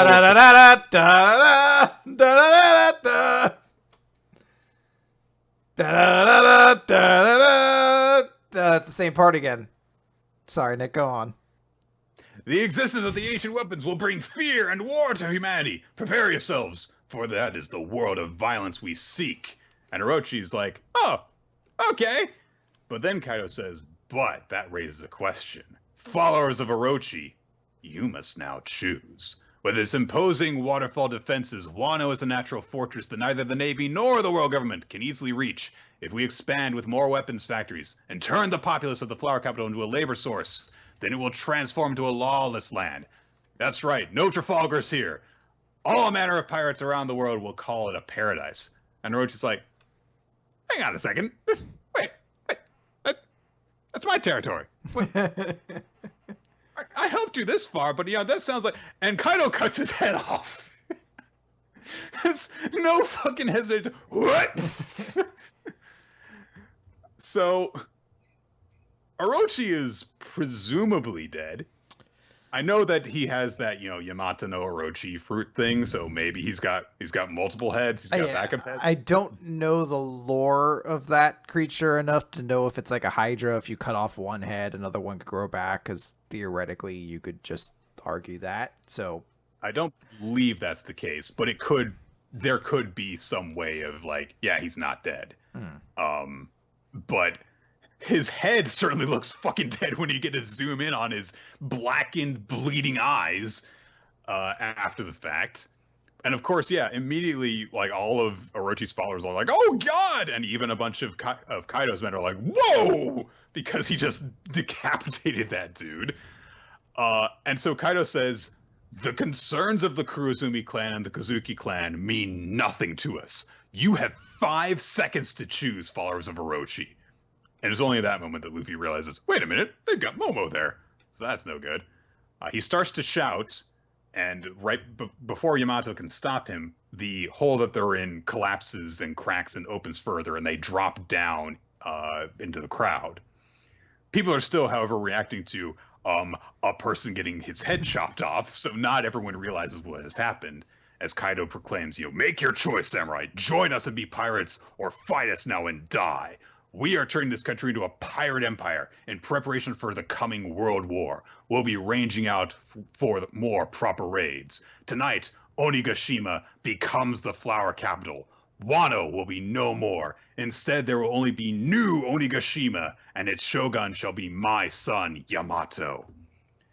And now Kaido has said something that has pissed off both Luffy and Yamato, so the two of them spring up and are running into action because Yamato is pissed off at his dad, and Luffy has to go and save Momo. And that is where the chapter ends. So a very exciting end, a chapter that is absolutely really just an exciting run all the way through. I mean, I don't think Orochi is dead, but fuck if it isn't a big moment. I do just love Kaido and this big bombastic announcement. Like, we already knew that he was trying to form an alliance with Big Mom, but there's something so much more about seeing the two of them like kind of together, united on this idea, sharing about how they're going to get One Piece and the ancient weapons. It's just a very exciting moment of world building, and I really dig it. Yeah. So that is going to do it for this week of Weekly Shonen Jump, everyone. Let's name our favorites. Favorite series and MVP of the week, Chris. I'm going to give my favorite series I'm going to give it to We Never Learn. It was a very I'm such a softie at heart, despite calling myself the alpha male WMR later. I'm like, I almost cried twice reading We Never Learned this week. Oh. So I'm going to give it to We Never Learn. So I'm going to give mine to Bone Collection and my MVP to Roboco. No. My favorite series this week, I'm also going to give to We Never Learn. There were quite a few good chapters this week. Yes, absolutely. One Piece was really good. Dr. Stone was good. I really liked Time Paradox Ghostwriter. I liked My Hero Academia. But even so, I thought that We Never Learn was just so over the top, heart-wrenchingly wonderful, and had such a nice happy ending. And honestly, there are so many individual moments in that chapter that you can point to and go, oh, this is one of the best things that has happened in this whole Fumino arc thing.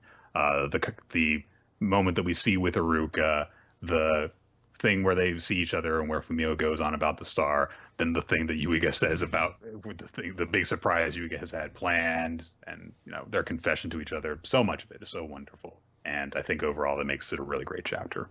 My character of the week, my MVP, is going to be Kaido, because holy shit, did that man make a fucking statement this week. That is an awesome moment. I think I'm going to give mine to Lance from Mashle. I really thought that was like a cool visual for him. I considered giving it to Yayorozu, but I think I'm going to have to wait till we actually see what she does as opposed to the buildup of what she does. Yeah, it's kind of, right now, it's kind of just a little bit of a repetition of like, she'll be a great leader someday. And now she's like, I'm counting on you right now. And she's like, well, I've got a plan. And then it's like, all right, was it a good plan though? The audience, by the way, picked My Hero Academia as their favorite chapter of the week, and Kay from Actage as their character of the week. So there you go. Oh. That is going to do it, guys. We want to thank you all for joining us for Weekly Manga Recap. We record the show sometime between 7 and 8 p.m. Eastern Time here on twitch.tv/RoloT. You can also check out our archives on weeklymangarecap.podbean.com. Special thanks go out to Ninja X3i for maintaining the spreadsheet, the Google Doc that contains all of our past recommendations, the current recommendation we're working on, all sorts of different statistics that we can pull from and, declare what the audience said was their favorite of the week, and many more things. And you can find that on our Discord server, where there are lots of different conversations that take place. Sometimes we chat about the manga that have come out. Sometimes we chat about the recommendation as we're reading it. And it's just a great resource overall to kind of join with the community and just kind of see how they're talking about stuff. And special thanks go out as well to people for supporting us on Patreon. You allow us to create bonus content for you guys to enjoy. Patreon.com/Weekly Manga Recap. Special thanks to Infamous Planet for making the framework around the visual version of the stream. To Steve Mann, our tire cut artist, and to Winslow Dale Cheddar and Milo Jack Stillitz for making the opening theme of Weekly Manga Recap. It's great and because for Chris for fading into the background multiple times. So it seems to go off movement, and since the mic doesn't move, if you start sliding your face behind it, it doesn't know what to do. Yeah. By the way, I also need to note we have a new recommendation. Yes. So I'm going to throw that out there. This one is from Calensis, who is one of the individuals who donated quite a lot of money during the charity stream we did a while back. So we promised we'd give some of these individuals their recommendation. So taking their recommendation, we are going to be taking a look at Black Butler. Oh no. All right, here we go. Let's do it.